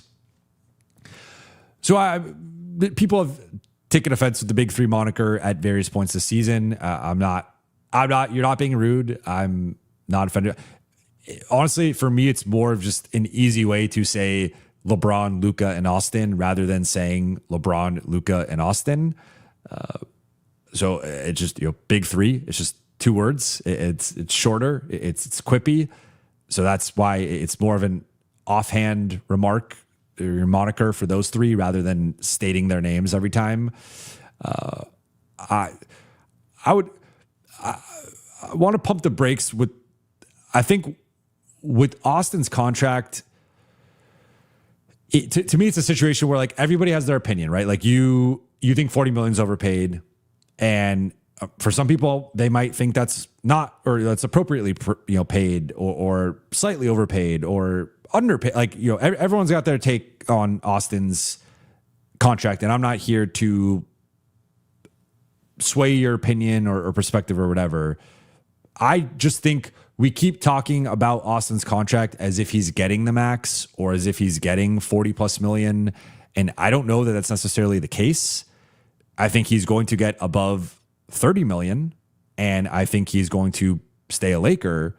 But I feel like there's been some Austin outrage at the contract when it's like he has not signed the contract yet. So if the Lakers give him 5 years, 241 million, then I will understand there will be some outrage over that. And some fans will think that's a gross overpay, and they'll be very upset about it. And then we could have that conversation of, okay, well, now he's at this money. Like, these are the guys in that range. This is what he needs to be producing at. Like, if you notice, the guys I've often compared him to are guys in the 30 to 35 million range. I've not been comparing him to the 40 plus, the 45 plus. Like, I've not been making that comparison. And so if he gets in that range, then we will have that conversation at that point. But I feel like we don't know. Like, I'm fairly confident it's going to be at least 30, if not more. But above that, I don't quite know how many, if it's 4 or 5 years, or 4+1, maybe they give him a player option, or is it going to be close? Like, the max is a $48 million average annual value. I think it's pretty high. I don't think it's going to be that high. But let's say, I think like 170 is, and we're saying 5 here, that's around, I think that's like, in the $35 million range. So there's a bit of a gap there between those two, but, or 175 is in the $35 million range. So I don't want to, I think we're jumping to some conclusions collectively in terms of he's making 40 plus. Like, maybe, even if it starts out at 30, it will eventually get up to 40-ish, but the average annual value will be closer to the mid 30s. But I don't know. I don't want to jump to that yet. If it gets to that point, we could have that conversation and evaluate the contract based on what it's. Who knows? It could be the ascending contract, or it could be the typical ascending. But I mean, I'm clearly higher on Austin than you are, but I don't want to assume his contract is going to be above 40 million or at the max, because I think at this point that's just an assumption. What I can say is it will be above 30 million, but I don't know if it reaches that mid 40s or if it's somewhere, I think more realistically, maybe in the mid to high 30s. Jazz_Sing, thank you for the super chat. Got to keep Rui, Marcus, and Braun. Try to sign Kessler for whatever it costs. Then use first to find that other starting player, dump Vando, Jake, DK, Ayton. I'm on board with this. You're preaching to the choir here. I would love, if I'm the Lakers, to retain LeBron, Rui, and Marcus. I would love to sign Kessler. And I know you didn't mention Austin here, but I'm going to assume you are assuming that Austin's thrown in because, again, I just don't see a scenario in which they're not re-signing him right now. And then I'm on board with trading for another player and dumping those guys. So that now, the one thing I'll say with Kessler is if you're signing Kessler, that's going to be, I think, at least $30 million. If not, I would say it's probably like the bare minimum to poach him from Utah, if not a little bit more. So you are dumping. If you factor in the first, I think it's about 48 million. So if you dump Ayton, that goes to around 56, 57 million. If you dump DK, that gets to 61. Dump Jake, that's 67. Dump Vando, that's 79. But now if you're adding a starting player somewhere, right? Like, let's just say it's a $20 million player, that does bounce that back down to 59. And so if you are, let's just say 32 for Kessler, you only have $27 million left for LeBron, Marcus, and Rui. And if we're kind of penciling LeBron in that even conservatively $20 million range, you'd have $7 million left for Rui or Marcus, which is not enough for them. And maybe Marcus is willing to take a pay cut with the room exception and $9 million or whatever, but that's more than $7, and Rui's not signing for $7. So that's where the Lakers, like, unless you're dumping Austin here, which is a different conversation, or letting him walk or trading him, it actually gets tough to. I mean, that's been kind of my point. Is like if the Lakers swing a big move here in terms of trading for a big contract or signing a big contract in free agency, it does complicate if you still keep LeBron, it does complicate the Rui Marcus conversation. It might be a picking between those two. And then, at that point, you got to make that decision. Want to be GM's podcast. Thank you for the super chat. Thoughts on trading for Turner with cap space? His deal looks bad and Bucks would save money, so LA gets him for cheap, letting LA get a non-shooter who defends 1 through 4 and rim run. LA does a first for bucket with cap space. I don't remember if you asked this previously. Someone asked about Miles Turner, and I think it's a really bad contract. Like I also think specifically, like I talked about this recently, but I think I forgot if someone had asked about Porzingis or like a stretch big, and I think there's value in a stretch big with Luka and the pick and pop, but Luka's bread and butter is a rim running, dunking big, and I think Miles Turner has regressed athletically and is not the same lob threat and finishing threat that he used to be. And like quietly hasn't been for a few years, but I think you did see a drop off in Milwaukee. Now you look at the quality of playmaking that he was playing with.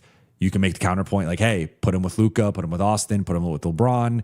He's going to get easy buckets. He's going to get lobs, etc. But I think, like, for example or perspective here, I think DA is a better lob threat than Miles Turner. And so my goal would be getting a better lob threat than DA. Like, I think you'd want someone who's a similar or ideally better lob threat to DA,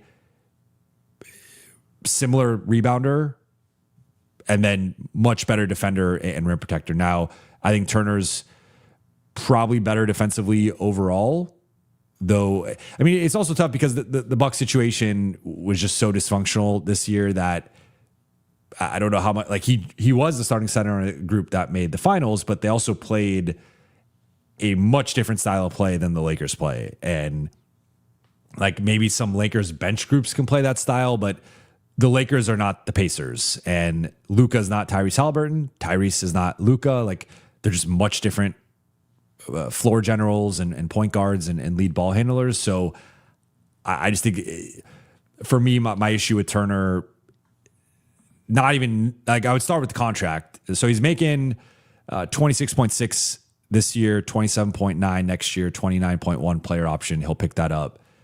That's like, I think it's overpaid, but it's not. I mean, for perspective, like it's more than Nick Claxton's making, and I'd rather just have Nick Claxton, or it's in the Nick Claxton neighborhood. I'd rather just have Nick Claxton. It depends what the Bucks would. If the Bucks would give a first to get off the contract, I would like consider it. But then even then, we were talking about like Walker Kessler for 32 million, somewhere in there. That's knocking off over half your cap space. Turner at 20, almost 27. That's, unless you're dumping, like, if you could, I think I made this point last time when I talked about Turner, so it's coming back to me. If you could dump Vando in the trade, and the argument to Milwaukee would be he's only got 2 more years, so you get off the 3rd year of Turner, and Vando's making less than half of what Turner is over each of the next 2 seasons. When if you're trading Giannis, you're not going to care about being competitive. So you dump Vando in that trade. Now that does prevent you from getting like maybe a first for taking on the Turner contract. But if you dump Vando, and so it offsets Turner's contract to a degree, and you still get something, I would still want something else because you are taking on the extra year and just overall more money. If you could dump Vando and get an asset plus Turner, you could maybe talk me into that. But I just think that that's a contract that is not, it's just not a good contract. And I think if Turner was a free agent, he'd be more of a non-taxpayer MLE guy, maybe like a little, maybe upwards of like high teens to 20. But I think he'd be making somewhere between at least $7 to $10 million less. And that's just tough to have on your like, then you have to find ways to find value elsewhere. And I think the Lakers are kind of in a tough spot. So I'd probably pass on Turner. Then you say letting LA get a non-shooter who defends 1 through 4 and rim run. I'm not sure what LA does a first for bucket with cap space. I'm not sure what you're saying with that last part, but that's my thoughts on Turner. Morning Spring, thank you for the super chat. I think using first to get rid of Vando, connect Jake opens up the Lakers to target more aggressively in RFA. They can also try and get a bench piece too. I agree. It's just the one thing, like this group since the Westbrook situation has been reluctant to dump players, and they did a mini version of that with the Gabe situation, but they've had situations with the Mo Bamba, Malik Beasley contracts and the Gabe contract, Kendrick Nunn. Like they've really waited till the last moment to dump a contract. And you could say with Dalton and Jake, they're going to their last year. Vando still's got 2 more years left, but I'd say the Lakers have tended to be more cautious and conservative with dumping contracts, in specifically the lens of like attaching assets to them. And so it'll be interesting to see if they can change their stripes with that one, because if they do, I would assume that's more of an ownership, new front office type push, because based on how they've operated, they have not been a group that likes attaching assets to dump stuff. So it would be like out of their typical character, I would say, over the last few years. But yeah, I mean, if you could dump those guys and create that, just with those 3 in particular, that's an additional 22 million. I mentioned 48 with the number 2025 pick, around there. That could get you to 70 million. And then that's a lot of money to play with. You could keep LeBron, you could keep Marcus and Rui, and then you also have 25 to 30 million probably to sign another big name player. And could you get a Peyton Watson or a Walker Kessler, or could you get a Tari Eason plus something else like that? That could be a path that they go down as well. So yeah, I like that. Tuna Tartar, thank you for the super chat. Front office will waste Luka's future like they wasted LeBron's and Jovan Buha's. If Lakers don't keep LeBron, and if Jovan changes teams, we're done. Well, good news. At least I can put one of these rumors to rest. I will not be changing teams, so you don't have to worry about that. I am in LA for hopefully the rest of my life. I don't ever want to leave here. Born and raised, and have no plans on leaving, and have no plans on covering the or stopping covering the Lakers anytime soon. Let me correct myself there. Now, as for LeBron, I think he's coming back, but who knows? It was an interesting press conference for sure.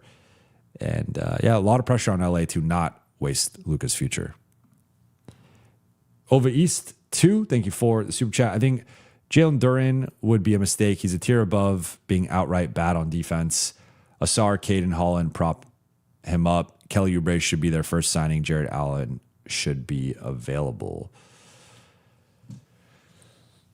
Duren has taken a massive hit to his stock with this playoff run, and he has turned into I think he got defensive player of the year votes. I think he got all defense votes, and going from that to, and now we know that does not always reflect a player's like status or stature or ability, but the fact that he went from that to being as bad as he's been defensively and just like as kind of just pedestrian as he's been for most of the playoffs has been eyebrow raising. And that is why I would probably prefer Kessler to him, despite Duren having the pedigree of now likely being an all-NBA player, being an all-star. I just think that there's real defense limitations with him that I don't think Kessler has, anywhere. Like I think just Kessler's a much better defensive player. Kelly Oubre, I think it depends just on the signing. Like I know he's been a starter in Philly. To me, he's more of a, like, I guess if you look at it through the lens of, and it's tough to sometimes I make comparisons to other teams and it's imperfect because the Lakers have certain advantages, right? Like the Lakers, one of their clear advantages is, with apologies to Keon Park, the big three, or otherwise known as Luka, LeBron, and Austin. You have right there 3 walking 20+ point, 5+ assist guys. First trio in NBA history to do that. And it's like the Lakers just we saw it during the 16-2 stretch that those 3 often at least 2 of the 3 would go off. Some nights it would be all 3. Some nights it'd only be 1. But you just had like this embarrassment of riches from a shot creation and playmaking perspective that other teams can't match. Like they just don't have a third ball handler or shot creator at the same level. So it's like the Lakers have some advantages that other teams don't have. But point being, if you're comparing Kelly Oubre to like the Kelly Oubre equivalent in Minnesota is Jaden McDaniels. The Kelly Oubre equivalent in Oklahoma City is Lou Dort. The Kelly Oubre equivalent in San Antonio is Stephon Castle. And I'm saying that because Kelly, I assume if you signed him, he'd probably start and he'd probably be like that, starting two-way wing. I think he's more of a bench guy than a starter. And I think we saw in Philly, I'm not putting any of the blame on him, but like they did win a round, but they got swept in the second round. And I just think it's clear that like the next version of the group, you could have Embiid and Edgecombe and Maxey, but you probably need a couple, I guess George is in there too, but that fifth spot I think could be upgraded from the Philly perspective. Jared Allen, I like. I've also seen him get pushed around in the playoffs. And so if you could combine a more physically, like, in a perfect world, I like Jared Allen and Steven Adams, right? They're not going to play together, but you have the Steven Adams look of, okay, if Jared Allen's getting pushed around, we go to Steven Adams, who's like decent enough defensively, but is going to set bone-crushing screens, is going to dominate the offensive glass, and is going to be a physical post defender if you need to use him in that way. Now, they don't have that, but if you could get a Mitchell Robinson, which again, now we're talking about a lot of salary, and that would be tough to pull off, or we've talked about like Day'Ron Sharpe in the past. Could you get some sort of physical, bigger bodied big man who could complement Jared Allen better? I think that would be a key. Otherwise, if it's like Jared Allen and Jackson Hayes, you got one of the thinnest and weakest center groups in the league. And I just think that would be a real limitation. BT Kingsley, thank you for the super chat. Rui, Luka, AR, Smart, Brooks, Draymond, Jax, Clax, C-Tom. Assume that's Cam Thomas. So no LeBron here. So they're moving on. I think getting Brooks and Draymond and Claxton and keeping Rui and Smart, that would be difficult. Cam Thomas, I have no clue what his market's going to be, but I think it's going to be pretty low. I think he's probably going to be a single-digit million guy. But between Claxton, Draymond, and Brooks, you're talking about it's almost $75 million in salary or around there with those three. So I think it would be tough to get, even if you lose LeBron, who we're talking about potentially is like a $20 to $25 million salary, you could replace him with one of those guys. And then if you're keeping Rui and Marcus, you're kind of out of money. Now, can you clear some of the additional cap space we were talking about earlier? Maybe, but then again, at most, that gets you one of these guys. I don't think it gets you all three in terms of Clax, Draymond, and Brooks. But two of those three, I would take. I mean, I'd prefer Clax and Brooks. I think Draymond, forget like the antics, the shenanigans, that stuff doesn't really bother me. And I think he's still a really high-level defensive player. For me, it's more just the shooting where it just gives you, I mean, it's one thing when you're playing the pick and roll with Steph Curry and you have the greatest shooter and the greatest movement shooter of all time, but obviously Luka can shoot at a very, very high level. I mean, right now I would say Brooks is the best of those three, and then Claxton fits the center need. So Draymond, I'd be okay with not having Draymond in this scenario, but if you could find a way to get Brooks and Claxton, that would be high up there. I'm of the mind that Phoenix is going to want to build off of this year, not just tear it down, but maybe if you could blow them away with a pick or a pick plus something. LA 824, thank you for the super chat. In hindsight, do you think the Lakers should have prioritized health and settled for a 4 to 6 seed? If we keep the same core, should the focus next season be more on staying healthy than chasing standings? Yeah. If we want to play the hindsight game, I would say yeah. I mean, even tonight, you look at OKC, Shea played 39 minutes, Chet played 35, and then everybody else was 33 or less. And it wasn't a do or die situation for them, but if you have a chance to sweep a team, if you have a chance to close a series, like, you have to go for it. And I would say, like, I think I'm more on the side of being like a little bit more cautious with the guys and lowering their minutes, right? It's something I talked about all season with Luka and Austin, that I felt their minutes were too high. Even I would probably have gone like a slightly different direction than OKC. I think I would have played, like, AJ Mitchell only played 33 minutes. I would have played him probably 36, 37 minutes. Chet 35, I probably would have played him 37, 38. Like, I think even OKC within this series, like, a guy will have like a really good shift for 3 to 4 minutes, 4 to 5 minutes, whatever. And then they'll just pull him because it's part of the rotation. And I'm like, sometimes I feel like they even like kind of disrupt their rhythm a little bit by pulling guys so frequently. But I think the OKC model is probably the way to go. Now you have to have 12 players who can play, and that's easier said than done. I'm not saying the Lakers are going to create that roster necessarily, but I would say for me, prioritizing health, it wouldn't have been like punting games or like resting guys for load management. It would have merely been, could you have shaved off 3 to 5 minutes for Luka and Austin like more consistently? And some of these games where JJ would play the starters in the fourth quarter when the Lakers are up 20, or maybe the game's like still kind of in the balance, but the Lakers put it away the first few minutes, and then instead of pulling them with 9 minutes left, he pulls them with 4 or 5 minutes left. And it's like he played them an extra 4 or 5 minutes. I think those things add up. And I think Shea getting to rest as many fourth quarters as he did has kept him fresher. And I think even, it's just so.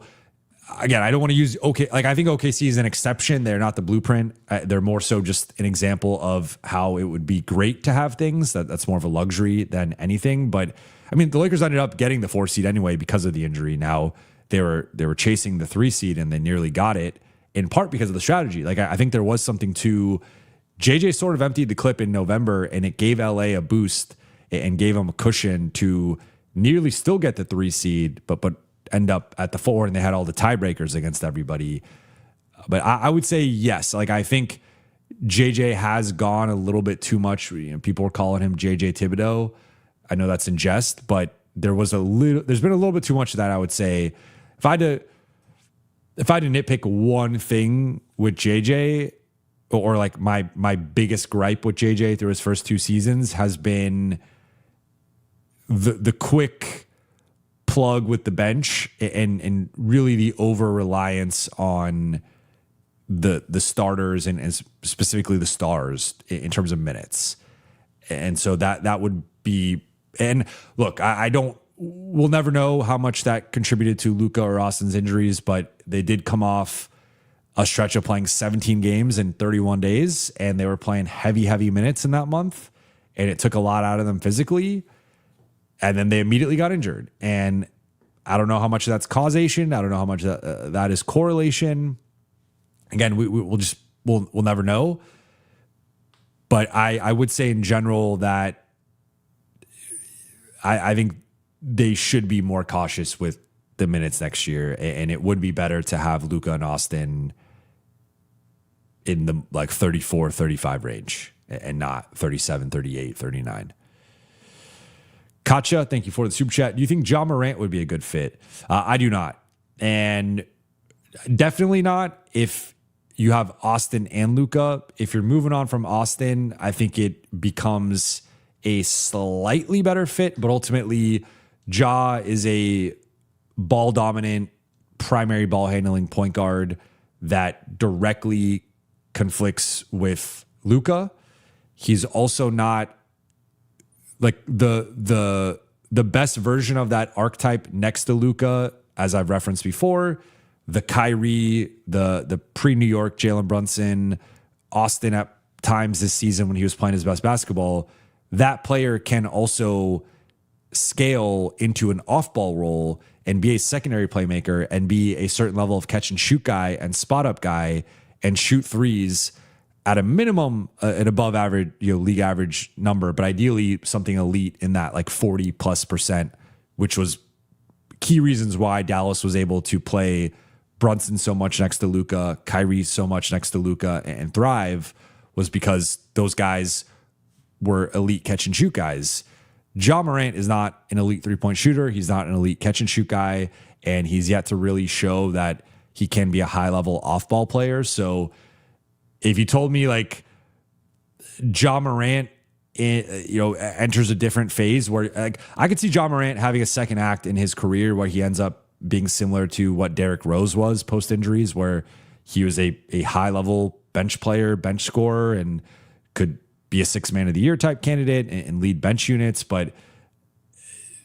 And I think Ja still has some really good basketball left. So I'm not putting him in the second act yet, to be clear, but I think from a Lakers perspective, he needs the ball. It would kind of be like, be a little Westbrook-esque, I would say. Like I think he's a better shooter than Russ and is a better player than Russ was. Maybe, I don't know. Maybe I'm trying to think, is he better than Washington Russ right now? I don't know.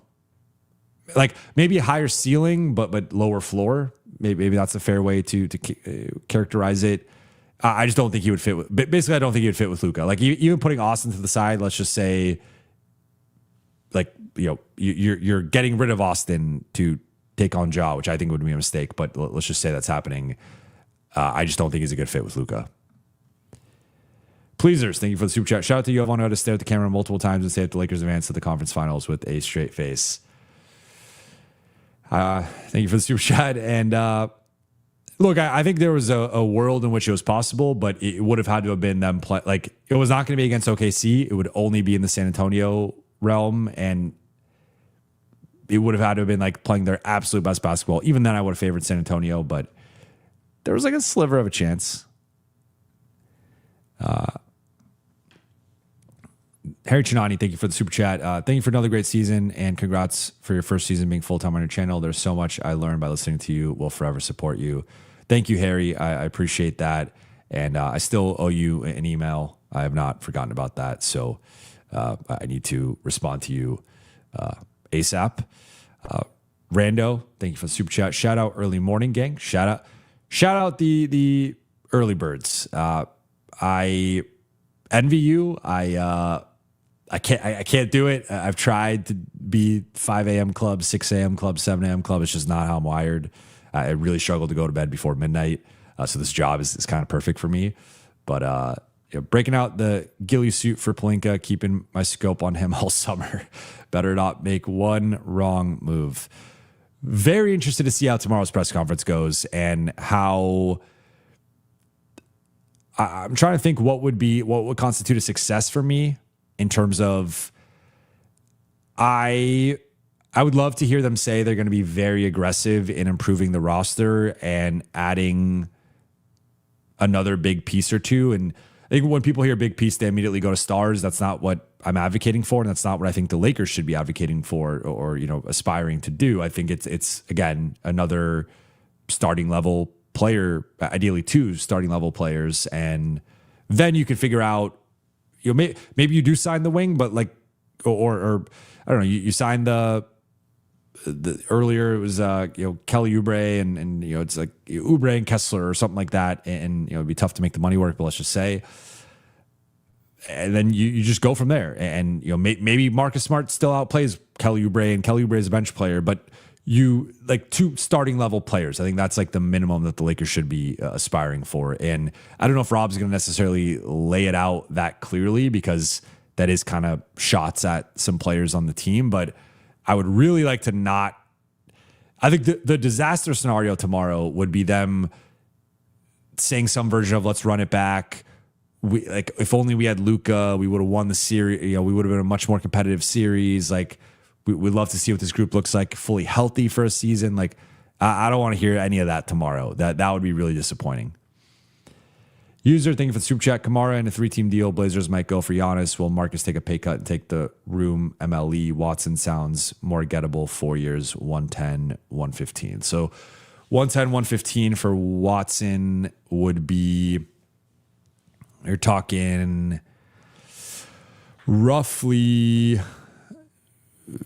28 to 29 million or so average annual value. I think that's realistic. I think 25 is his floor and 32 is probably his ceiling.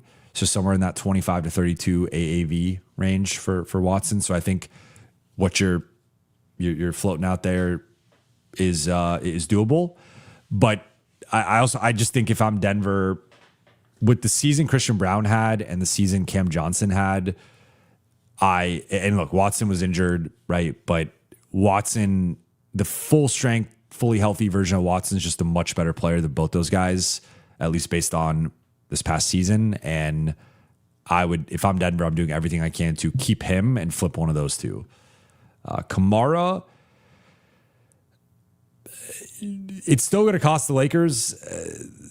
I mean, I guess there's a version where he's supposed to be in the Milwaukee trade and he gets rerouted, but if I'm Portland, I'm at least getting a first from LA for that, which I would do in a heartbeat. I think like the market price for him is at least 2 firsts. But yeah, I mean, if you get in on the honest trade and get Kamara, I would do. Like the thing is, if I'm Milwaukee, I would want Kamara. He'd be one of the guys I would want from Portland. If you're doing you're getting your picks back, but I'd also want Kamara on top of that. I'd want him over Scoot easily, right? Like I'm trying to think of the only guy I would want. I mean, you take Denny over him, but even then, it's like Denny is, I think, like approaching his prime at least, And it's more of, I think Milwaukee's in like a multi-year situation where, I mean, you could have like Denny and like be like your Lauri Markkanen, I guess, but I'd almost rather just have Kamara because he can kind of shapeshift and fit into any iteration of your team as just like a 3-and-D stud or, loosely on the 3 side. Will Marcus take a pay cut? I don't have insight to that yet. I think that's going to be an evolving conversation, but maybe. I think it would take the full room because I do think Marcus is a double-digit million player. Now, will he take less than that? We'll see. Definitely getting a raise. Bosnian Bear, thank you for the super chat. Yo brate, have a beer, in parentheses, pivo. On me, really enjoyed watching you during the season. Thank you. I'm going to wrap up here once I'm done with the super chats. I'm going to finish editing the audio version of the pod. I'm going to upload it. I'm going to go to bed. I'm going to get up probably 8:45, 9-ish. I'm going to go to the Lakers practice facility for exit interviews. I'm going to come back. I'm going to go live. And then I am going to go wild. I will not be sober after that. So yeah, maybe I'll hop on for a happy hour, a very happy hour live. Alma, thank you for the super chat. Awesome stream, Jovan. How do we cut our dead weight without attaching assets? Assets that we need to sign an additional starter to who in the right mind wants DK, DA, Jake, etc. Well, thank you for the compliment. There's no cutting the dead weight without attaching assets. Like you're not just, so a version could be something like what I mentioned earlier of with the Miles Turner situation. Do you attach, instead of getting a juicy asset back from Milwaukee for taking on Miles Turner, you attach Vando or include Vando and you offset. I think the basic framework of that is, can you use Vando to take on a worse contract for a better player? So a player who's better than Vando, ideally a starting level player, but at least like in your top 8 rotation guy who is making more money and probably has an additional year, because it might not just be just the money. It's like Milwaukee's getting off of more than half of Turner's salary and an additional year of Turner, right? So the Turner one is a great example, I think, of a situation that if LA was interested in that can make some sense. But I think it would have to be something like that. With DK, I still think maybe there's a team like Sacramento comes to mind, because it's a very Sacramento or Chicago thing to do. Is there a team out there that can talk themselves into the best version of DK, talk themselves into, hey, remember his first couple months of his rookie year? Look at how he plays in garbage time. Like maybe some team, guys who, and remember, he was a draft night faller. He was supposed to go, ESPN had him going in the top 10, multiple, pretty much every mock draft had him as a lottery pick. He falls to the Lakers at 17. So guys will stay in the league as first round picks, but especially like top 20 picks, top 15 picks. I know he's right outside the top 15, but maybe there's some team that was in that like 18 to 25 range that didn't get Dalton, that was high on him and would have drafted him higher. And you could convince that team to take him on and just be like, hey, or maybe it's a situation where you could attach like a second or so. The Lakers have limited seconds. I think they only have 1 second, if I'm not mistaken, after the draft. But maybe that's something you could do with Dalton. DA, I think DA and Jake, they are expiring contracts. Assuming DA opts in, but yeah, those are. I think there's an element of just like teams aren't just going to like take your players, especially if they're like not like with DA, you got to navigate some stuff with him, obviously, and with Jake, maybe some team is Memphis regrets giving up on Jake. There's always like beauty's in the eye of the beholder, values in the eye of the beholder to some degree. So that there always is a lid for every pot. But I think for DK probably still has the most value, arguably, just because of his pedigree as like a guy who is a projected lottery pick and who's had some success as a shooter at the NBA level. Maybe there's some team but the funny thing is DK is older than Jake. That's the funny thing with that, but by like almost a couple years. And then DA, yeah, that's a tough one to move. I think you have to touch, and definitely Vando. User, thank you for the super chat. AR might take another leap next year. Conditioning maybe. Rui for 3 years, $54 million. Lakers got to hit the minimum signing as well, like Denver did. Love Caruso. Caruso. I did not create the Carubot scale for no reason. The Carubot scale is an ode to Caruso, and he's got to be becoming a Lakers villain after this series. There was some chirping, but he helped the Lakers win a championship, and it's not his fault that he's not there. AR. I think. I don't even know if it's a conditioning thing for AR, because I wouldn't judge his conditioning coming off of the injury. Like as JJ talked about it, missing almost 5 weeks, or I guess it was 4 weeks, whatever. That's like you can't simulate NBA action. So I think Austin started to look more from a conditioning perspective, more like himself. Was not, I would say, like the same shiftiness or speed or quickness off the dribble, but had like shades of that was starting to come back.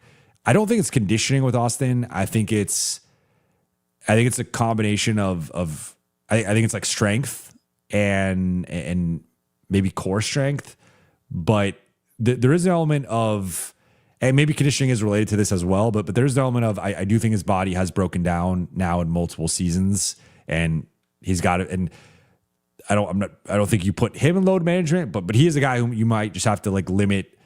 Again, I'm not talking about like 20 minutes, but we're talking about, can he be 33, 34 minutes rather than 38, 39? I think if you could limit his minutes a little bit, that can help.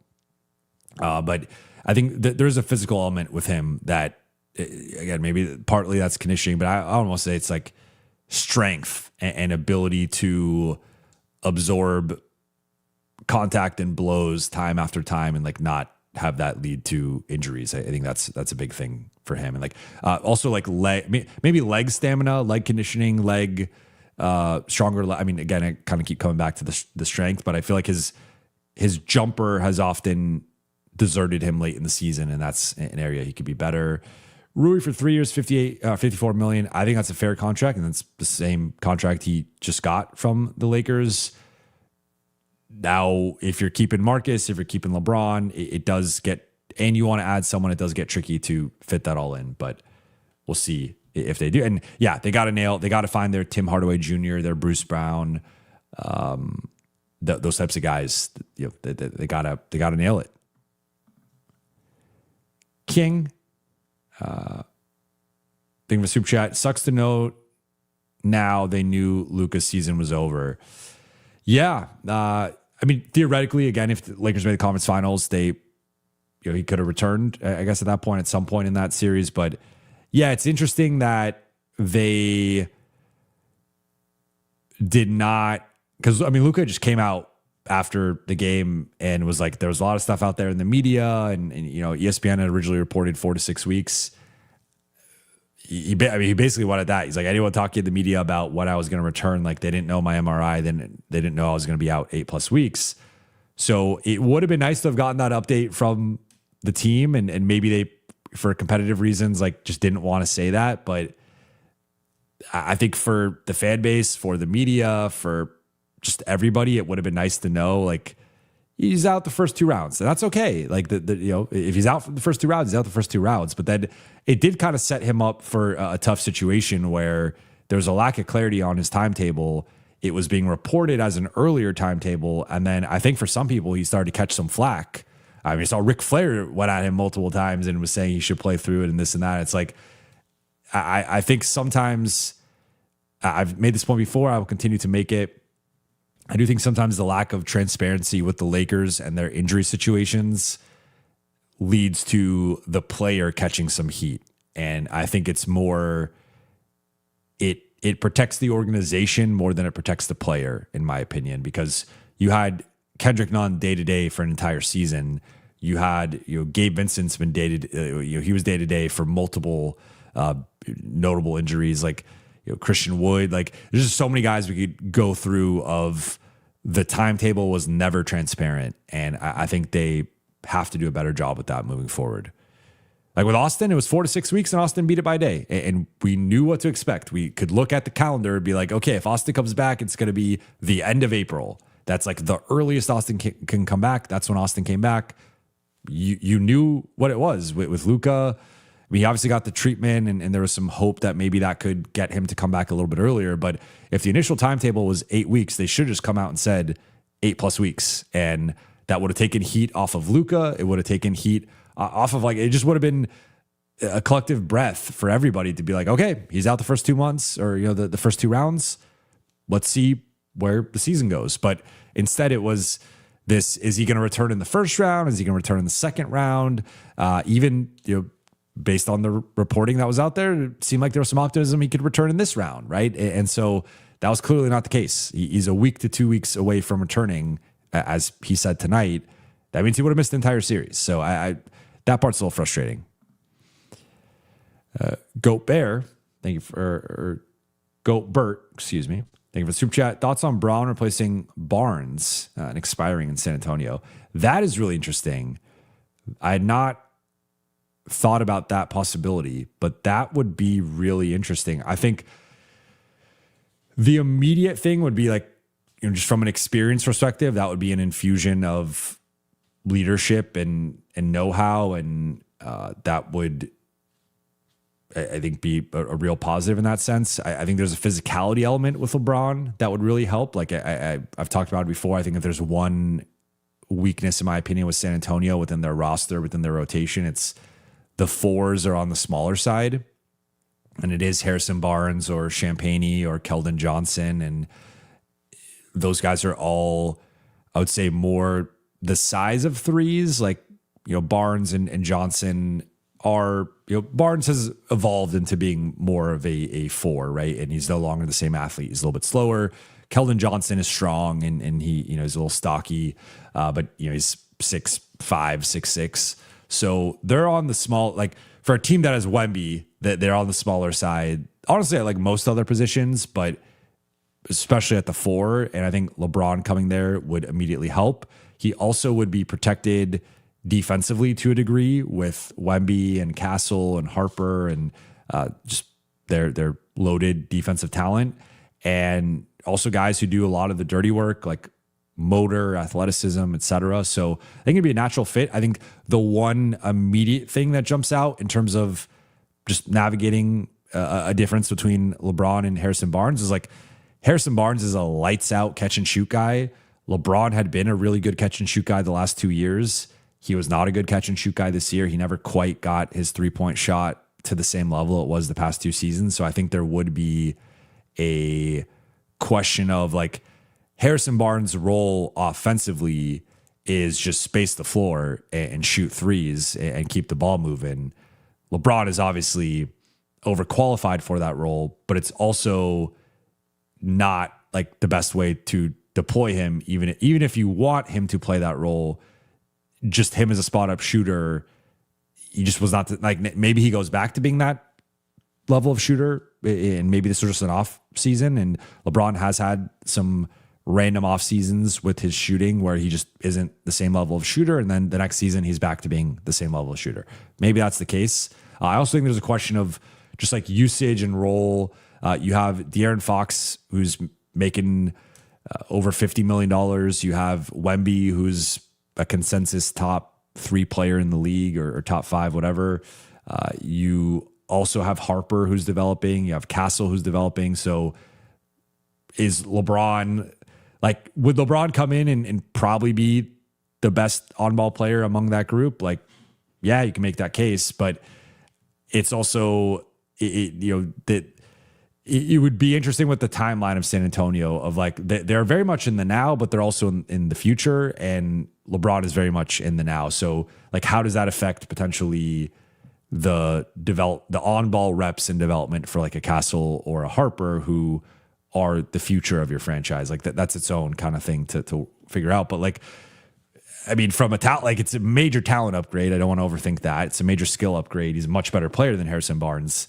But it would dramatically change the offense in terms of shifting him more on the ball and then shifting those guys off the ball. And like, that's kind of a thing they've been trying to figure out already without adding in another high usage player. Wannabe GM's podcast follows up here, says bucket equals Kuminga, LOL. I was saying, since Turner's a stretch big, allows you to play a non-shooter who could defend 1 through 4, rim run, and rebound. You said LA needs to get it creative. I think this is one way. Got it. You know what? Actually, now that you clarified it, I was confused with the second half of your question. But to this point, you don't have, like, I guess to this point, you can have a 4 who, like, an example of this that we saw with the Clippers, for example, was John Collins and Brook Lopez. And so Brook Lopez is the floor spacer, and Brook Lopez, obviously a former Buck. Brook Lopez is the floor spacer, and you can do pick and pop with Brook Lopez, but then you have like a John Collins rim running lob threat pick and roll partner. So that is, I would be curious to know who so if you're doing this, you're probably not retaining LeBron, I would say, because LeBron, this is not, I mean, he's obviously still an above the rim threat, but you're not just going to be spamming LeBron lobs. That's not really the way the Lakers offense functions right now. So I guess if you're moving on from LeBron and going, or he's moving on from the Lakers, whichever way that goes in this scenario, if you're going Turner plus an athletic 4 who can be that high volume lob threat and pick and roll partner for Luka, I think that could work. But that's interesting because then it especially if that guy, to your point, can defend multiple positions, is athletic, can rim run, can rebound. Because that's the other thing with Turner, is he's a subpar rebounder for a center.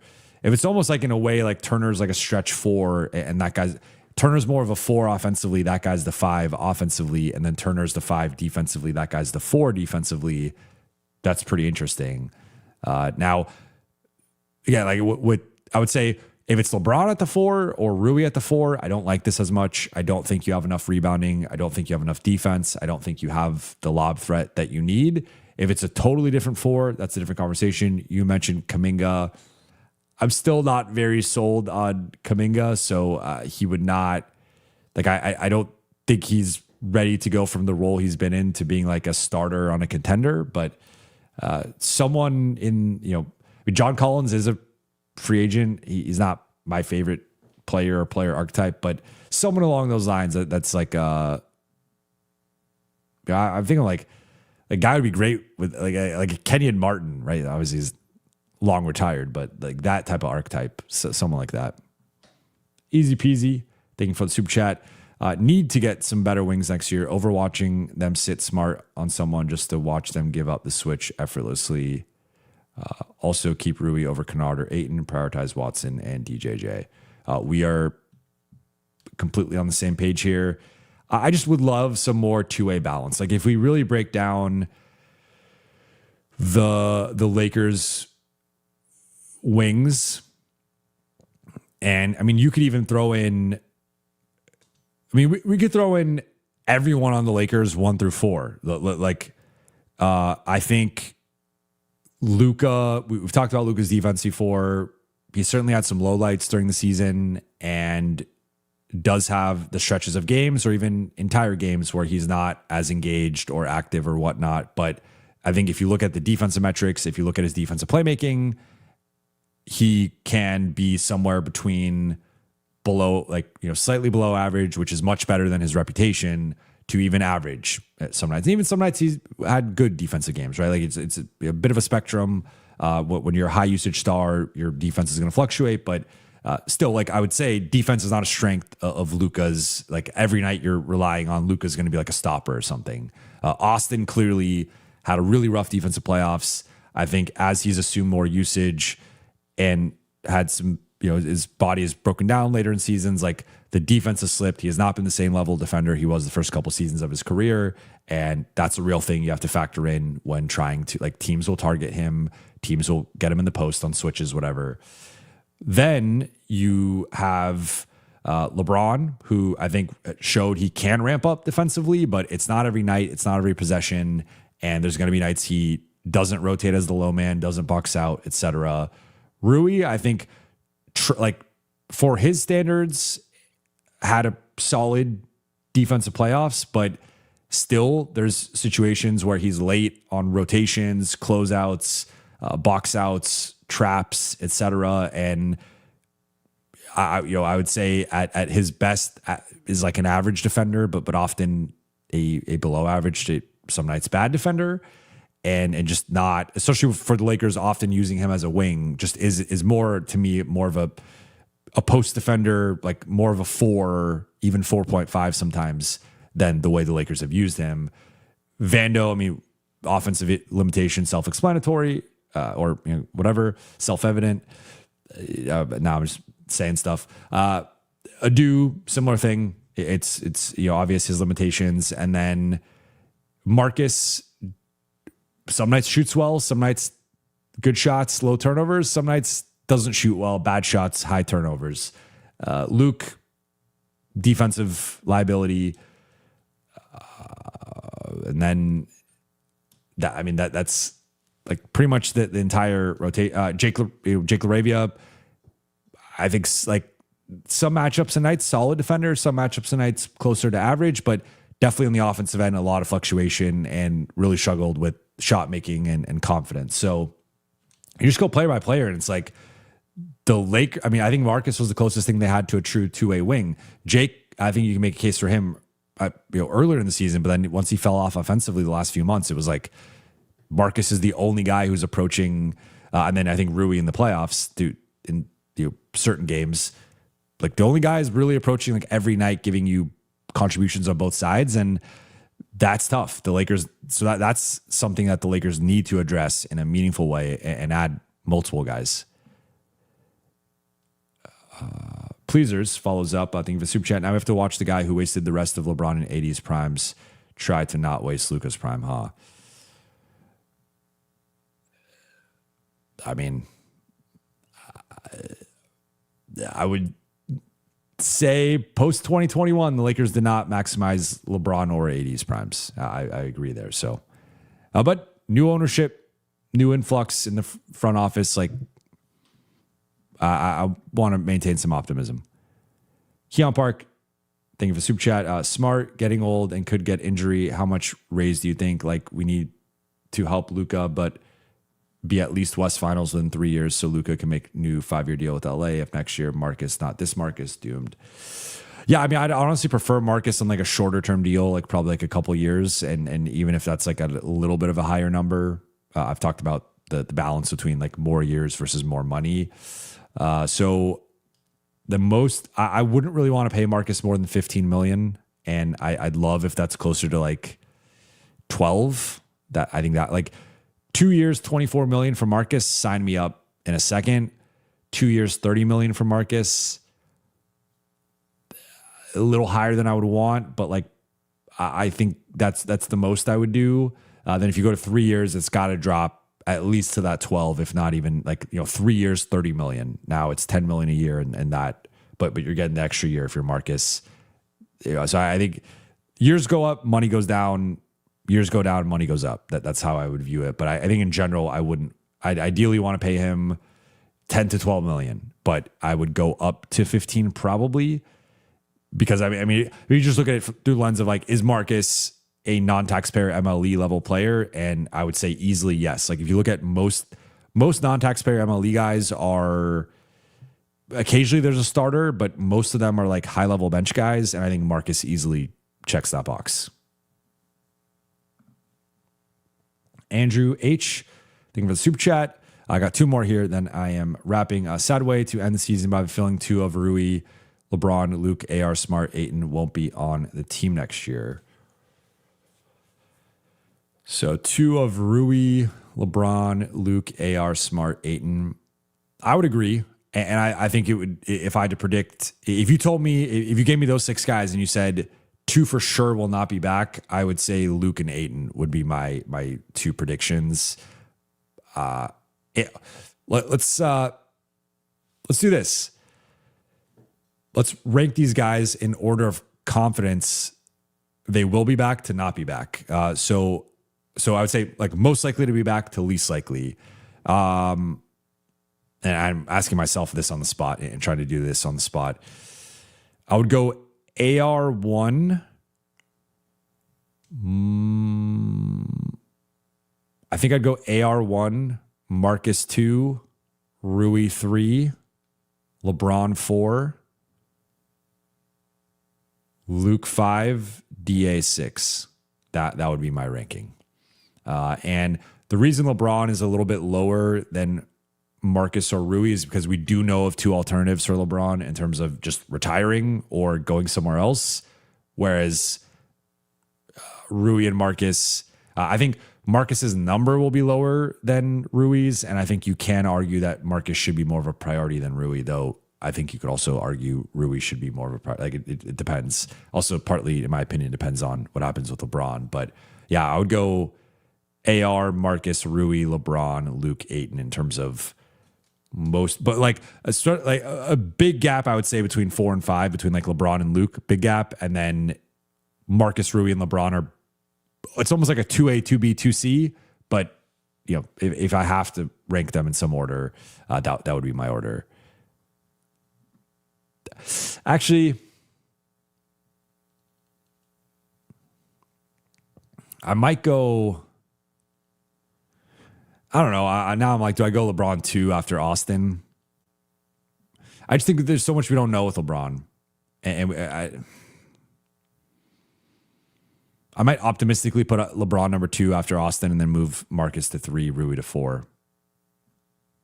But I think you could go any direction with that 2 through 4. But I would confidently say Austin number 1, and then I would say Luke and Ayton 5, 6. And final one here from Harry Chinani. Thank you for the super chat. Luka will be in his 9th season. All the other top players over the last few years have won the chip. Jokic, Giannis, Shea. Is it added pressure for him?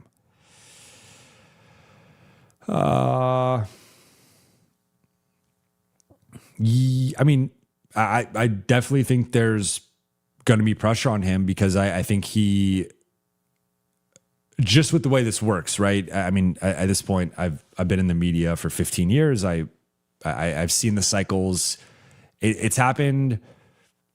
It's happened with. I mean, even recently, I would say it's happened with Jokic and Giannis, despite them winning championships and being multi-time MVPs.